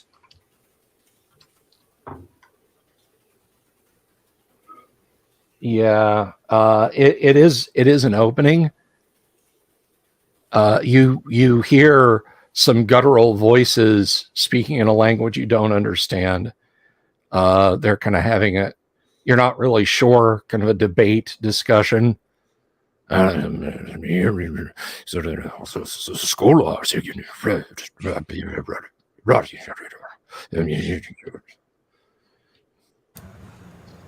can I creep up quietly, or try to, far enough to where I can at least make out some sort of detail on the individual or individuals?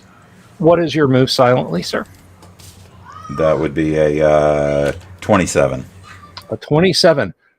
Let's see how silent you are. Come on. Okay. You think you're as silent as you can be. You move up to the opening of the room. There is one very tall, hulking figure. You think ogre-sized, perhaps, with his back right to the opening. You could reach out and touch it. It's so close. He's grunting and talking, presumably in the tongue of ogres, to something or someone you cannot see in the chamber. You think I can backstab that guy and haul ass? You would effectively have total surprise, so yes-ish. All right. Do it for the glory. Yeah, seriously. It's All right, okay. YOLO. It's secretly an Etten, and he can't be surprised because his other head. Both heads turn around and look at you. Go ahead. You have surprise. So. All right. That backstab, that's at +4, isn't it? I think It is. It is at +4. That'll be a 21. That hits you. What weapon are you attacking with? Short sword. Short sword. Okay, so versus large, and this is a large creature. I do not have my player's handbook. It's 1d8. Okay, so it's 1d8 times 3, and then you add any bonuses. Okay, and so 1d8 multiplied times 3. Yes. That's a 5, so 15, and I don't have a strength bonus or anything like that. Okay, so 15 points total. It bellows in horror and jumps up and is running around in circles, blood dripping down. Let me see. Give me an open doors roll. I've got a 2. Okay, you managed to hold onto your sword, so you're like jerked forward, and you can see there's another ogre in the room with him. So that basically, yeah, you have them at Up the elevator, guys. at total surprise. Yeah, here's where we leave Turgo behind. Yeah, this one stops, and the rest of you hear this gruff voice echoing through the halls. I'm gonna kill you! You gotta catch me first. Okay. You can use your next segment to sprint down the hall at full move. Now, segments of movement put you 12 feet down the hall, and now we have to roll initiative. Because Okay. the rounds only counts in terms of combat. For movement purposes, It's segments. So you sprint 12 feet down the hallway. The ogres finally grab up their weapons. Give me a d6 roll. That'd be a 3. Okay, you will go first. And now you're moving at 120 feet around. So you can go sprinting around and Do we operate off his initiative or? well, it'll be the ogre's movement, and then we'll roll initiative. So here comes Turgo, short sword in hand, dripping blood, and bump, bump, bump, feet, heavy footsteps, heavy treading coming your way. We'll go around the table. Don't tell me you meant another dragon. What is that that? is a piece of cake. I'm imagining the Han Solo scene in the Death Star. Except for Han Solo didn't have a dwarf with a great sword just holding it out at knee height for the ogre. Yeah. Where are you going? Come back. Ah! All right. What is Abner doing? What is Abner preparing to do? His hirelings are taking defensive position in front of him by the elevator, and he's just like watching. Lynx will shout, "Form up by the door. We'll hold them at the opening." Valoric and Bejeebus. Valoric's preparing cure light wounds just in case. And Bejeebus is drawing his long sword and pressing himself up against the corner that the ogres will have to come around. Hopefully, well, remember, preparing a spell, I mean, you're either going to cast it or you're not. Yeah, well, he's just getting his material ready. He'll cast it the next round if necessary. So you're effectively not doing anything in this round. Yeah, doing nothing. Okay. Yeah. That's fine. Bejeebus is pressing himself against the wall, trying to gain some surprise. Can I make a small amendment to what I'm going to do? I'm going to move forward about halfway through this 60-foot gallery. So not up against the elevators, about halfway in. All right. Outlier, you're waiting for the ogres to come running around the corner? As soon as he comes around the corner, he's going to need a great sword. Okay. Well, that's what we initialize for. So since you're right there and you're on the FIBA, the forward edge of the battle area, I will let you roll initiative for the party as two angry-looking ogres come stomping around the corner when they come. Okay. That's a 5. Big 5. That is a tie. They are armed with pikes. Your sword, actually, I think, may go first before them. Okie dokie. Or at least I'm going to give it to you, given the proximity and the fact that they are running ass over tea kettle around the corner. Here's hoping. No, that's a miss. Okay. One spots you and bellows a malediction in ogreish at you. The other one, he sees Lynx, I'm guessing, yeah? Yep, I'm right there with him. Okay, Lynx, what weapon are you using? My new longsword. Do it to it. Oh, I think that'll be a hit.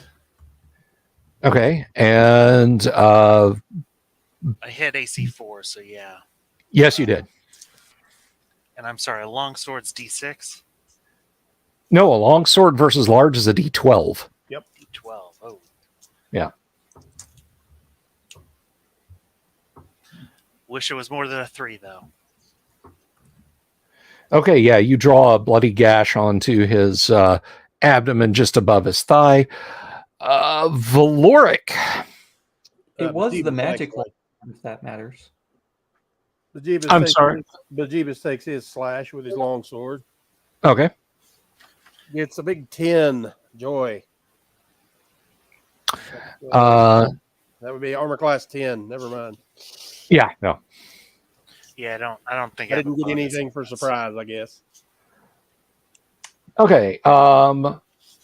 Ogre's attacking Average. I'm sorry. My apologies. Outlier. I miss him too, TK. The art's almost done. I can't wait to see it. Just don't start for Outlier. Not yet. The art's don't want the him to same die. for both of them. Fair enough. Okay. Outlier is like what? AC 0, AC 3? 0, I believe. Okay. 0, yes. So I'm pretty hard to hit. You are pretty hard to hit, particularly for this guy. Let's see. Are you painting I'm still over on the encountered a copper dragon part of my notes. Boy, it wouldn't have been great if he had been very young and could have crammed into the elevator with you guys. Come along. We're going to adventure. Okay. Join us. It'll be fun. Fun travel and adventure. He does. It's grand. And when you're finished, he says, well, I'll just be taking my treasure and leaving. Hey. Let's see. So 4 hit dice. Rolled a 10. Your armor rolled an 11, but your armor class is sufficient that you just kind of duck and roll under his pike as it slams against the wall. This one is going to go 1, 2, 3 is Valoric, 4, 5, 6 is Lynx. You mean It is not Valoric's day. Bejeebus, not. I'm sorry, Bejeebus. AC It 4. was the wizard. Yeah, that's a lot closer, but that is a miss. Excellent. Okay, they're kind of looking around at their target-rich environment and, like, all right, come on. Which of you wants it first? I'm right there swinging. Okay, so melee's all the way around. Is Abner casting any spells? Abner will cast Sleep, targeting the 2 ogres. Okay. And if he can, he's going to make sure the circle is the ogres and not any of his friends, any of his new friends. The ogres are engaged in toe-to-toe melee with your friends. But are any of my friends behind them? No. Then he's going to try to make sure that his circle, his area of effect is the ogres and not. He's going to try. Is what I'm saying. Fair enough. No, I got you. You're not just casting it willy-nilly like the chaotic neutral magic user with Fireball. I get you. Yep. That's how the front line fell. Yeah. What happens? It slept the fighter with 18 hit points instead. The DMG talks about being able to target a creature, but the player's handbook doesn't. So we'll see what Bill says. The DMG, basically, as rule books are published, they supersede as far as rules clarifications. That, by the way, is from Gary to me. That I asked him about that question once, and he said, the only thing I'm going to say about that is that the books that came later should fix any mistakes in the books that came first. So I'm not just trying to be an alpha nerd and say, well, when I asked Gary, that's what he told everybody. So let's see. So spell explanations, magic user spells, first level spells, sleep. I just think they're going to have too many hit dice. Are they All right. 4? 4 plus 4 plus 1 or something. That's basically my limit. Right. Okay. So yeah. You're casting sleep. Everybody else is casting melee. Corian, why don't you roll initiative then? 5. Well, the ogres realize they got to kill you quick, so they're moving as fast as they can. This one is going against Outlier. That is going to miss. This one is he's still focusing on Bejeebus. They are single-minded. Bejeebus is armor class 4, you say? Yes. All right, that I think gets you. Yes, that will get you. He winds up and clips you with his great pike, or whatever kind of pole arm it is, because they're all the same. And he's ouch. Well, ouch for me. He only does a point of damage. Oh, well, Yeah. He literally just clips you. Ah! Doink. really a flesh wound. Okay. Sleep is a single segment to cast. It will go first because none of you have missile fire. Roll a d4 if you would, please. I hope I roll well. 4. Okay. You want the ogre that's fighting Outlier, or you want the ogre that's fighting Bejeebus? Which one is least hurt? You don't know. Bejeebus's. Okay. The ogre goes, Fellow mage. oh. Favoritism. All right. Hey, Have to stick I'm happy together. with it. So for those of you who are curious, because we do like to explain things as we go here for folks, maybe this is their first time playing or listening to or observing classic AD&D. I need to had some spam come through there. My apologies to the audience. But yes, a sleep spell can affect up to a 4+4 hit die creature, but only one. So you can actually get one ogre with a sleep spell. And there's a chance I could have not gotten any if I rolled too low on my d4. That is correct. A 3 or 4 indicates that you got one. A 1 or 2 would have been none. So, lucky. All right. So that ogre is down.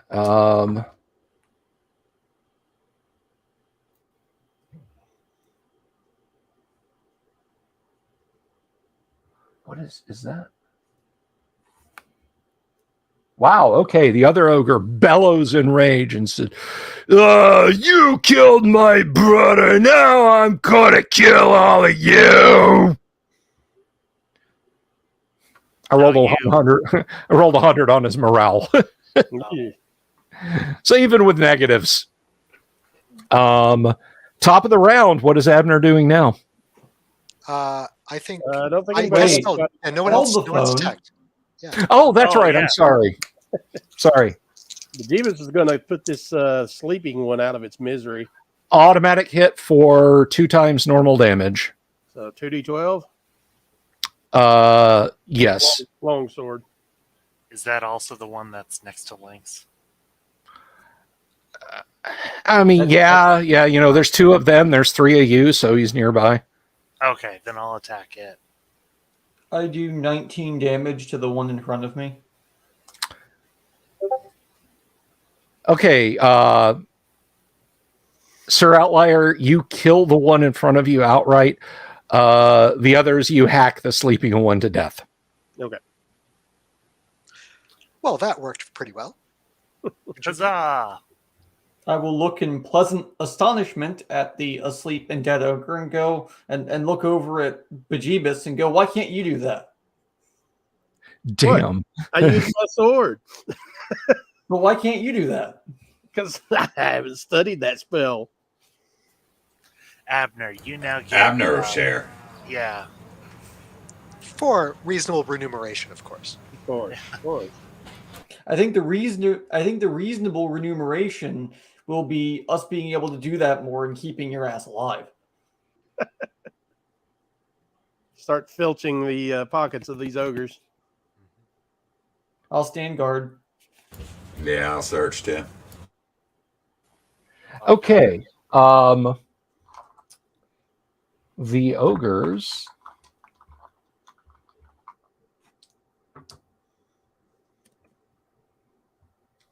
One of them has 40, and the other one has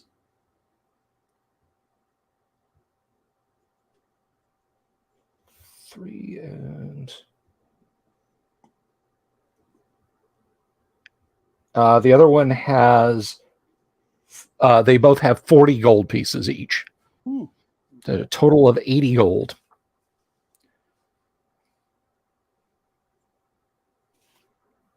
Well, the rest of the treasure is clearly in that room. Yeah. That's It's what an they're ogre lair. arguing over in there. It's an ogre lair. How bad could it be, guys? Come on. If there's only 37 more, it'll be fine. They would have probably already been down here if that were the case. Note, I can only do that spell once. Just for future strategy. Better hope there's no more ogres then. Yes, we should. We must better hope. Turgo, you wanna check out that room again? Now that Yeah. fractions are gone. Yes. I'd like to move back up there quietly. I assume you guys will follow me now. Yeah, well, Sure. Yeah. Yeah, and then I'll make my way back up to that room and peer through the opening and see if I see anything inside. And if not, wave the others forward. Okay, so the room that you see is 30 feet wide. Your opening is in the middle of the southern wall. Directly opposite that there is another opening, and the room is 20 feet deep. That is 20 feet north to south, not deep down. There are a couple of barrels, 2 large, basically logs that have been hewn to make stools.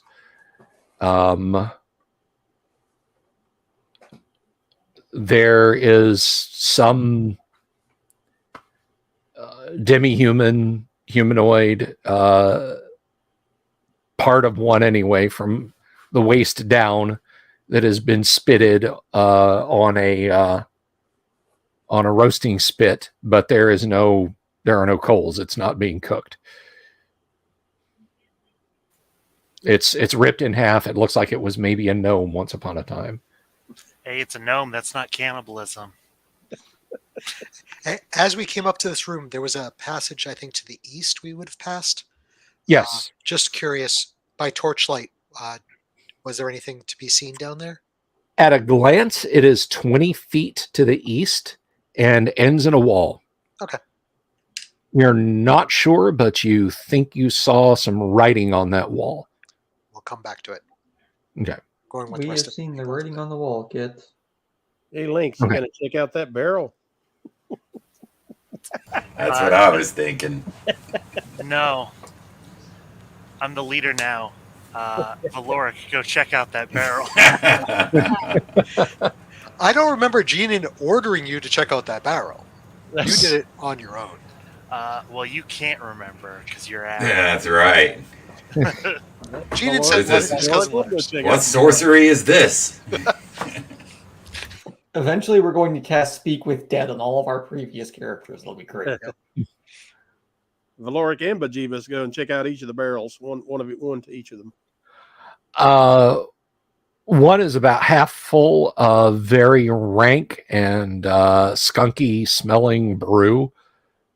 And there are 2 small pots, literally just lying in the bottom of the barrel. They stick up just enough. Ogres just dropping their drinking vessels back in there, you think. And the other one is about half full of potatoes. Potatoes. Dig through the potatoes. Whatever's in there, you know. Are the potatoes still good?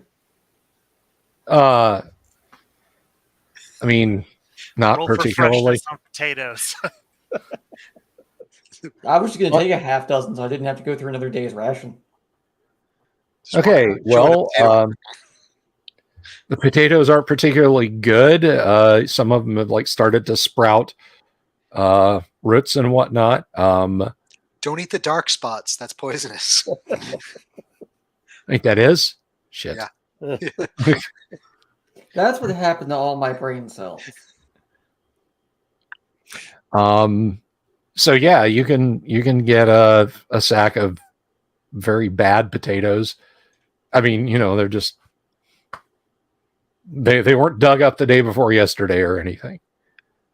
Then the ogres were also eating a gnome.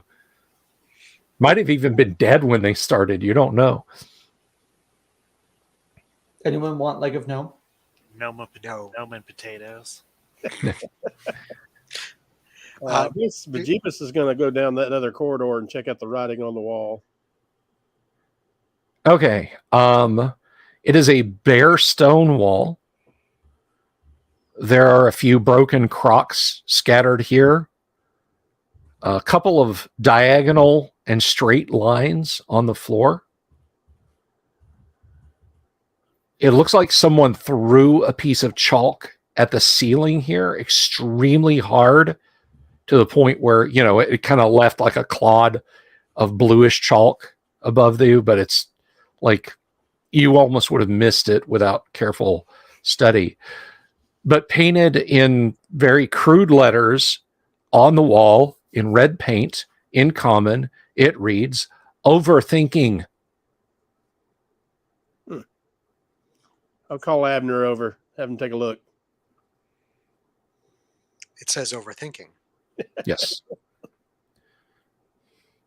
But you said there was diagonal and straight lines on the floor, Yeah. Looks like someone drew diagonal and straight lines on the floor. and there's a spot of chalk above. Like someone's mashed a piece of chalk or threw a piece of chalk really hard so that some chalk dust clumped up and stuck on the ceiling. And there's also, you said, some debris of Broken shards. Broken pot sherds, yeah. The kind of stuff you've seen throughout Castle Greyhawk. Well, you haven't seen. You've seen a copper dragon and 2 ogres, so and some piles of broken furniture. But So Abner takes out one of his daggers and he's like tracing around the lines on the floor. Maybe there's actually they're chinks, not just a scratch. I mean, they're deep enough that they if you drag your dagger perpendicular across them, the point tink when it goes over. But no, they're not deep grooves or anything like that. They don't make Mr. a particular Outlier. pattern or anything. Well, like I said, a couple of diagonal and a couple of straight. Sir Outlier, you're good at finding hidden doors, right? Stonework is my jam. If you want the one that finds hidden doors, talk to the elf. Well, it's a stone room. Yeah, but Jeebus will go ahead and start looking for secret doors or concealed doors or whatever. I can do the same. Okay, how long do you wish to do this? 72 hours. In real What a turn. turn. We'll see you. We'll see you guys on Saturday. We're playing 1-to-1 time now, so Yeah, Uh, because if you stop, that means your characters are just standing there. But 10, 20 minutes, something like that. I wouldn't go more than 10. a few more minutes, 5 minutes. Okay. I'll stand guard. Alrighty. A search for secret doors turns up nothing.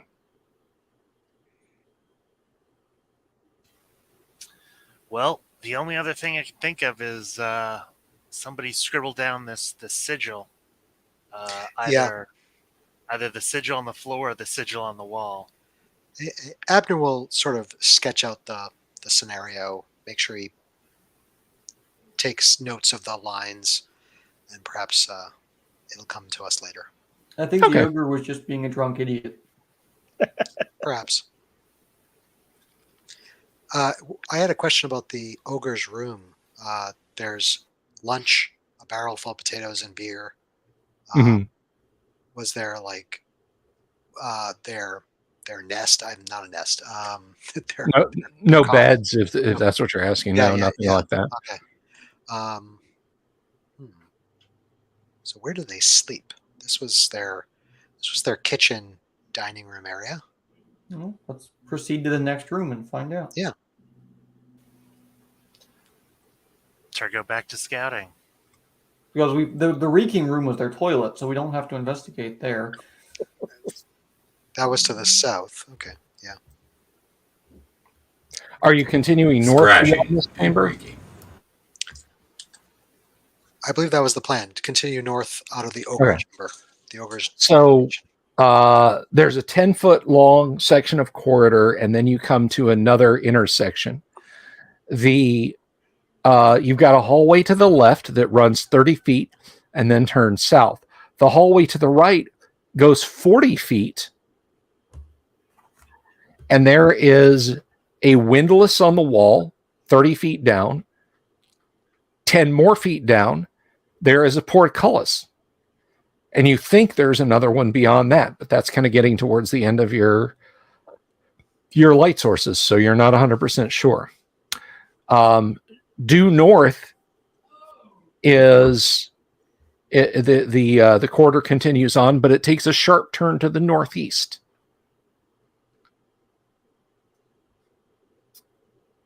So you have 3 directions you can go: west, north by northeast, or east. How about west? Mm-hmm. That's what I was thinking. I trust the scout. We're going west.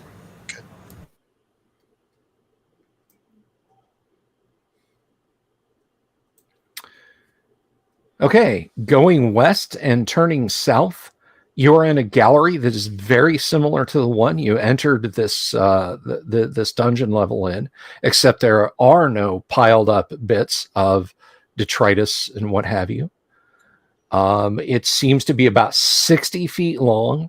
At the far end of it, there are 2 doors. They are not double doors, but a set of 2 separate doors at the far western end. One on the southern and one on the northern half of the westernmost wall. That appears to be everything in the room here. Appears to be, yes. Okay. I'll move carefully down towards the door that would be on my right. Okay, that is the northernmost door. Yeah, very carefully and very slowly, prodding ahead to see if there's any sort of pressure plates or anything like that, and checking the ceiling occasionally. Okay.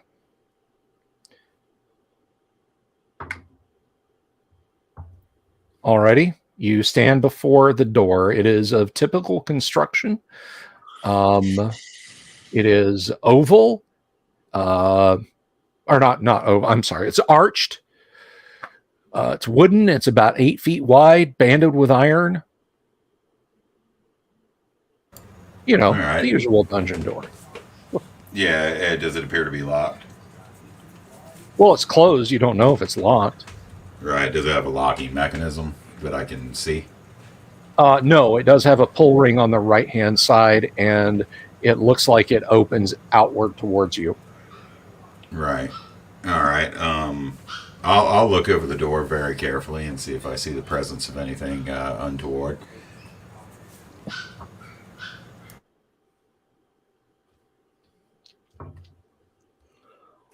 Oh, no, you don't detect any traps. All right. I'll listen at that door.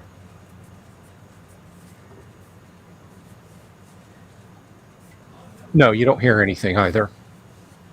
Okay. I'd like to move to the door on my left and Okay. perform the same actions. You know, look it over, make sure there's. You know, I assume it's. Is it identical to the other one in terms of a pull ring and? Yeah, generally identical. Obviously, it's different wood. You know, the Right. metal's rusted in a different pattern, et cetera, et cetera. And likewise, you do not detect any traps on this door. All right. I'll listen at it.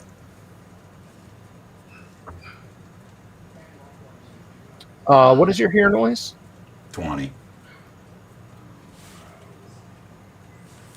No, you don't hear anything. Okay. Yeah, I mean, I'll move back towards the group, assuming they're not right behind me. You know, as quietly as I can, and inform them of what I found. 2 doors. Yeah. But if we were looking for where the ogres might sleep, etc., this does not appear to be a place where they sleep. Maybe we should try the northeast passage.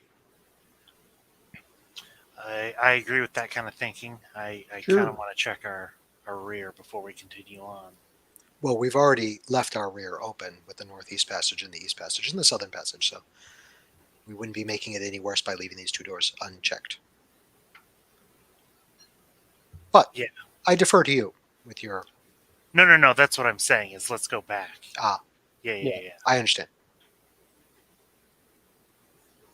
So then go back to the northeast passage, I guess. The northeast passage. Right.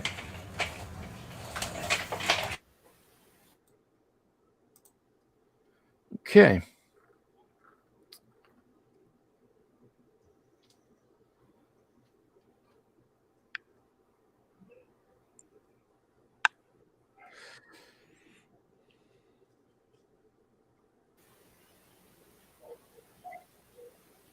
We found the rows and rows of ogres standing at attention. 400 goblins. They were just waiting for the other two to come back, and they would march out. But instead, They're all lined up like if you're playing Castle Wolfenstein, the old one, God mode. They're just like row after row after row of soldiers.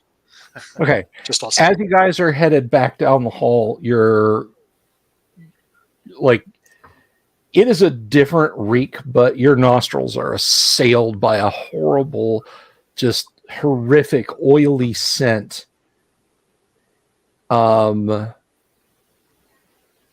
stay with the group. I don't like that smell. Oh yeah, Turgo, you're ahead. So yeah, very nearby. You're not surprised. Within your infravision range, you can see humanoid creatures.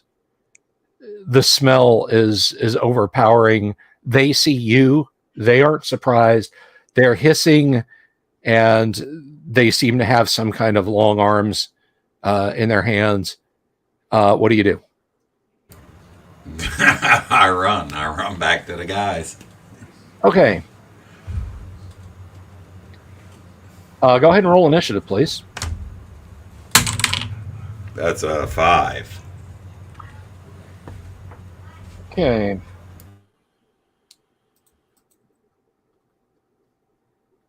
A whole lot of thief sees threat and runs. His job is to scout, not to do anything about it. That's not his job. Right, if that's going to be my job, I'll just start taking stuff. Well, you're a Like, thief. no, there was nothing up there. Yeah. You're a thief. That is your job. Technically, yeah, right? Okay. As Gygax said, you want to play a thief, steal something, right? I DM. Also, give me a saving throw versus poison, please. Mm-hmm. Come We on. could expect them to attack if they were turned around, like with those ogres. That's a mess. Okay. You vomit a couple of times running back towards the party.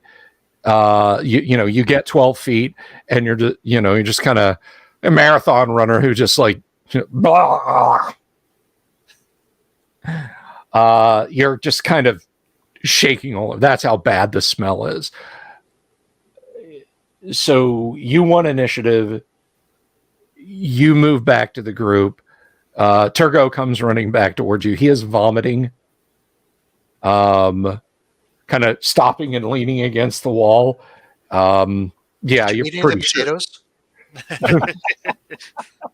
Nah, I didn't eat that stuff. You ate the black spots, didn't you?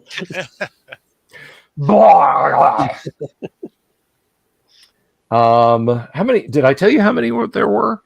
I said there were 5 of them. You did not. Okay, well there were 5 of them. Perfect. And the rest of you, you now realize that's troglodytes that you are facing. Oh boy. At least they ain't gas. They are hot on your heels. They are closing up on the party.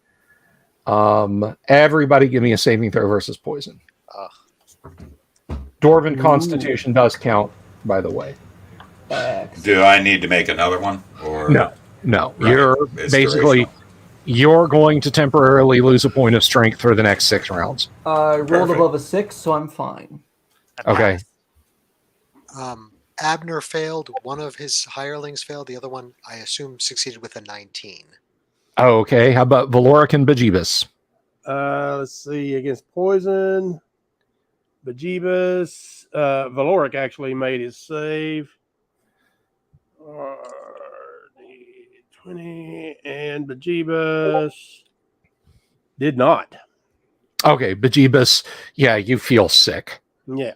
You're just like, so everyone other than Turgo, who failed their save. You will lose a point of strength every round for the next 4 rounds. Joy. Ew. The smell is literally hot garbage. Yummy. Okay. Tasty. The troglodytes are hissing and clicking and gesturing at you with their javelins. Does anyone here speak troglodyte? No. Yeah. Is anyone here a troglodyte? You.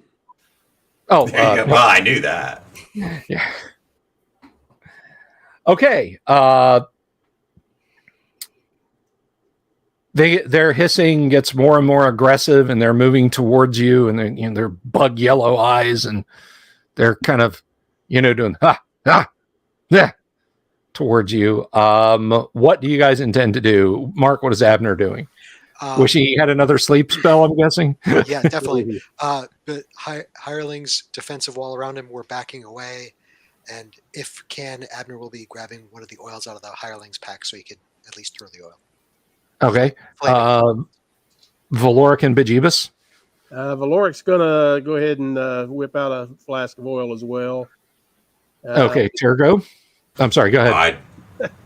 I'm sorry, Bejeebus. Reaching out his crossbow. He doesn't want to get close to these guys. Okay.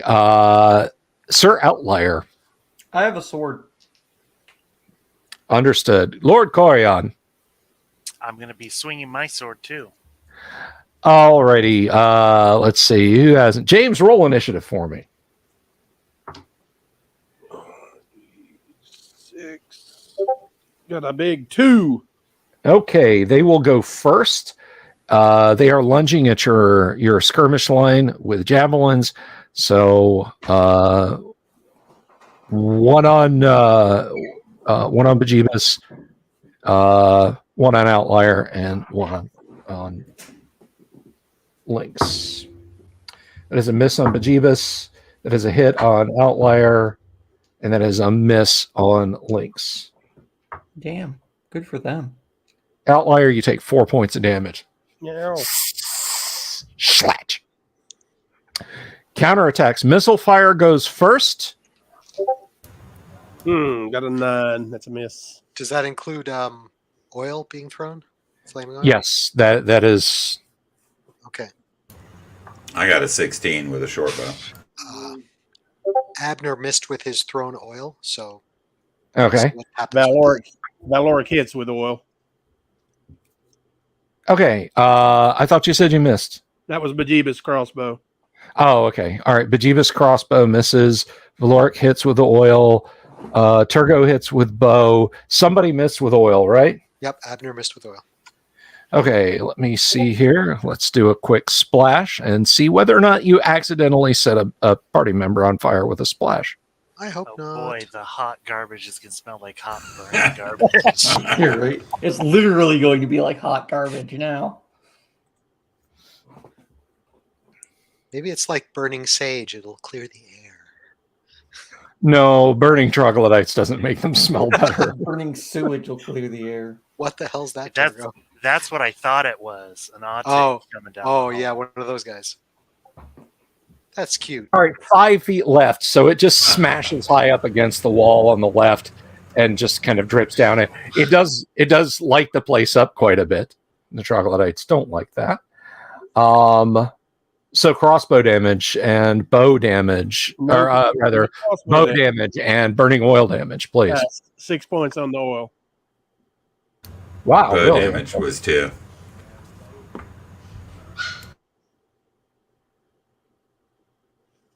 Okay, remember you will do a D6 oil damage in the next round, James. And the bow did 2. It just kind of sticks in his shoulder. The one that's on fire is now shrieking and running around,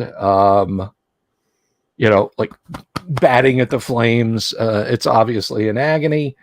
I'm going to hazard a guess and say these things don't have an armor class less than -3. Well, now that you say that, no, they are not AC -3. One of them takes 15 points of damage then. No, Preferably the non-burning one. They are medium sized. I just want to point that out. They're not large. I rolled D10 plus 6. Awesome. Just making sure we're on the same sheet of music is all. Yep. I missed. Okay, the one that Outlier hit, you slice open and immediately wish you hadn't. But it is dead. It's a tauntaun. Yeah, really. I thought they smelled bad on the outside. On the outside. Why do troglodytes stink so bad? And then you empty its bowels and stomach all on the floor in front of you, and you're like, okay, I got it now. Oh, they smelled great comparatively. Yeah, that was like, no. Somebody cast Raise Dead on that troglodyte. Please. I think Sir Average is like nose blind to it, to where it's like, the one guy that gets sprayed with his skunk and is like, what? Yeah. Okay, there are 4 troglodytes remaining. Did Lynx hit? No, I missed. Okay. All right. Second missile fire, perhaps? Yes, for bows, second missile fire. And that's a 14. So that's... man, that number is getting smaller on that sheet. That's AC 6. Okay, yeah, that one just misses. Okay, they are pissed off. They are going to stay in this fight. Everybody who is gassed, take another -1 to strength, which will only count on any damage or 2-hit assessments you got, or on movement if it comes down to movement, because you could go from encumbered to, or you could go from not encumbered to slightly encumbered to encumbered. So what are we doing in this round, gents? What is Abner doing? He's got another oil flask. He'll try again. Valoric, Bejeebus, with the oil flask, and Bejeebus another crossbow. Turgo, Bowfire. Outlier, I have a sword. Lynx. I missed one. I gotta make that up. Okay. So let's see.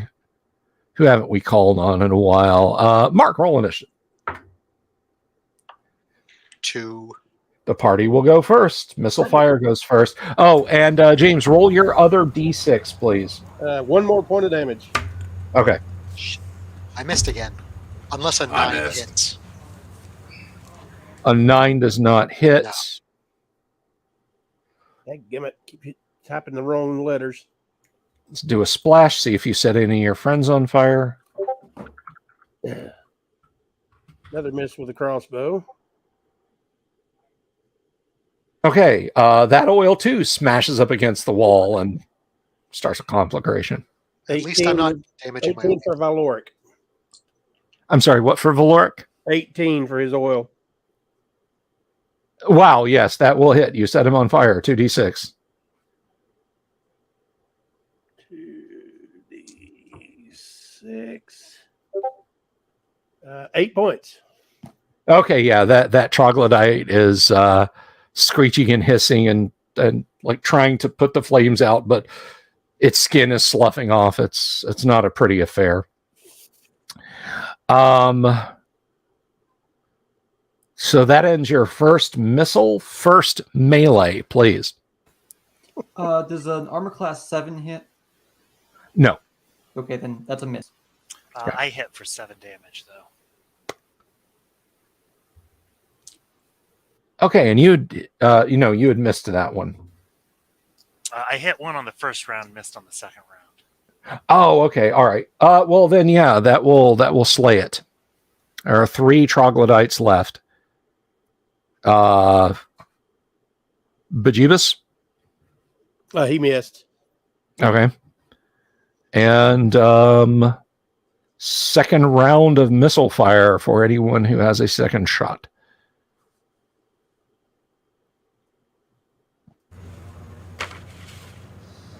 That's AC 5. That will hit.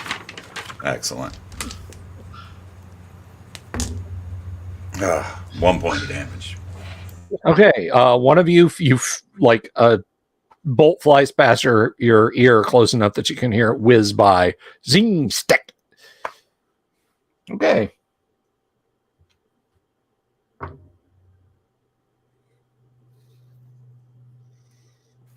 I saw battle at Helm's Deep. All right. Any more? They get their counterattacks. We'll just go across the front. Bejeebus, Outlier, and Lynx. Bejeebus is missed. Outlier is missed. Oh, that almost rocked over to a 15, but Yeah, that nice team missed.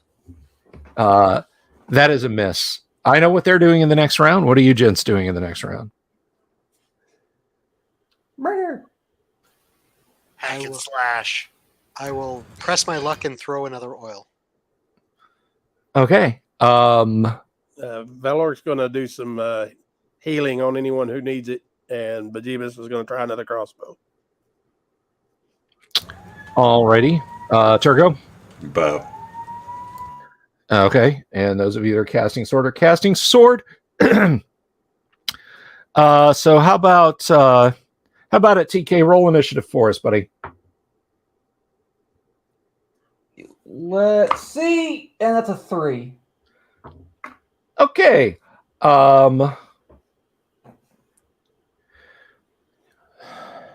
Good news. They're not looking too sure of themselves at all. By the way, James, roll a d6 for the one that you set on fire. 4 more points. He drops dead. The remaining 2 are going to fight, but I can almost guarantee, barring some ridiculous change of fortune, this will be their last round, and they go first. So this will be on Bejeebus. And this will be on 1, 2, 3, 4, 5, 6 on Outlier. So that is a definite hit on Bejeebus, a possible hit on Outlier. Like I said, fortunes.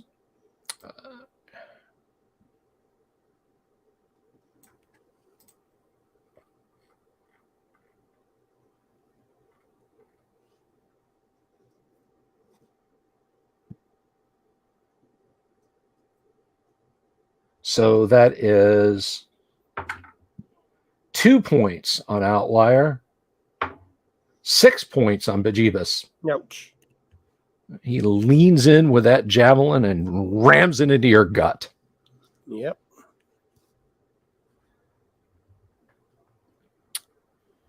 My spleen. Okay. I'm guessing everybody's going to do what they're going to do. Does an AC 4 hit? Yes. 11 damage. You kill it. Hey, finally. A 12 from the magic user for throwing an oil probably will miss again. Yes, that will. Let's see if you set anybody on fire. Right when they're about to run, you toast the whole party. Yeah. Yeah, really. Don't I'm a throw the troglodyte. grenade as a party shot. Ah. All right. No, that one slams up against the right wall. As we kind of got like an arc of fire going over them. It's easy for me to hit the wall. It's a nice big target. That's what I'm saying. Yeah, exactly. You can hit the broadside of a dungeon. Bejeebus all right. AC 17 5 and for- did 2 points. Oh. Yeah, and I hit with an arrow. I rolled a 20. Okay. Oh, it's 6 points of damage. Fantastic. And I hit for 4. All right. The last one like drops his javelin, turns to run, is shot in the back twice, and then Turgo drives his sword between its shoulder blades. And it croaks and falls. So the odor of burned and eviscerated troglodyte. The odor of the odor of just normal, alive, happy-go-lucky troglodytes is bad. this you know, congratulations, what an incredible smell you've discovered. There's another Star Wars reference for you. So let's pile them in the corner and burn them. So then you have burning hot garbage. They're already burning. Yeah. The dumpster fire. Literally. Tasty. Maybe it'll drive all enemies away. Well, that's true. Let's pile them up half and half in front of each door. How long, through there? Bill? How long does the strength diminishing effect last? let's see.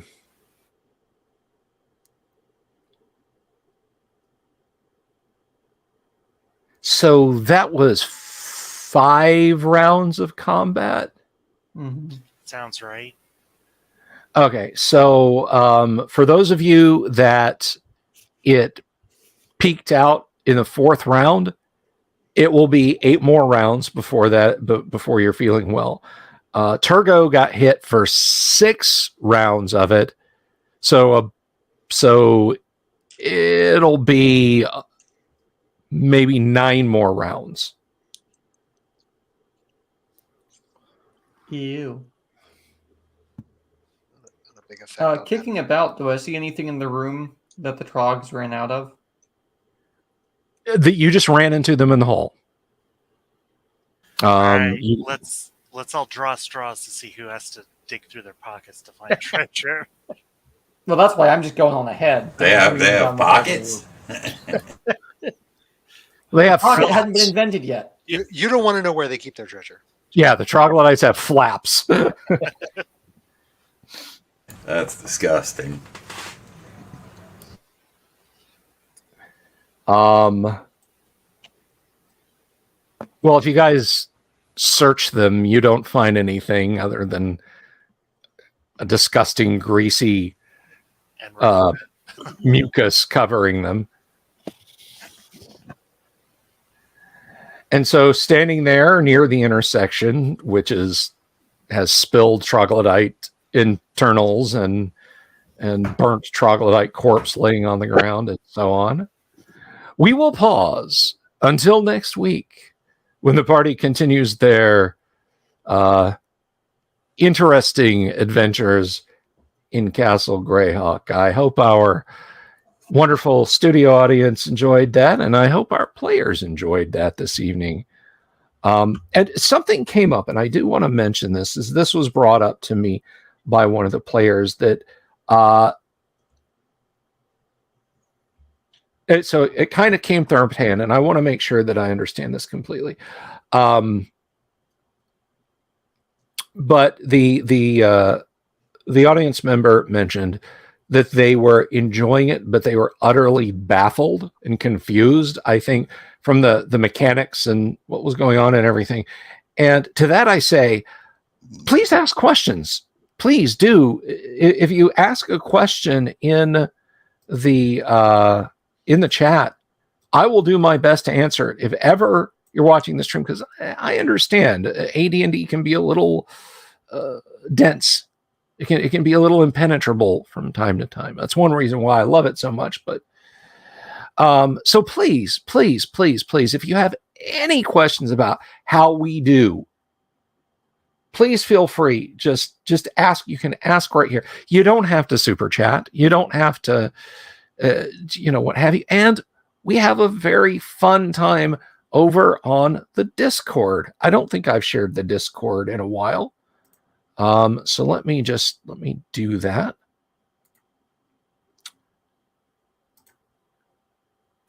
Copy. This is a 7-day link. So if you come back to this at some time in the future and you're like, I want to join the Discord and ask questions, well, leave a message and we'll help you out.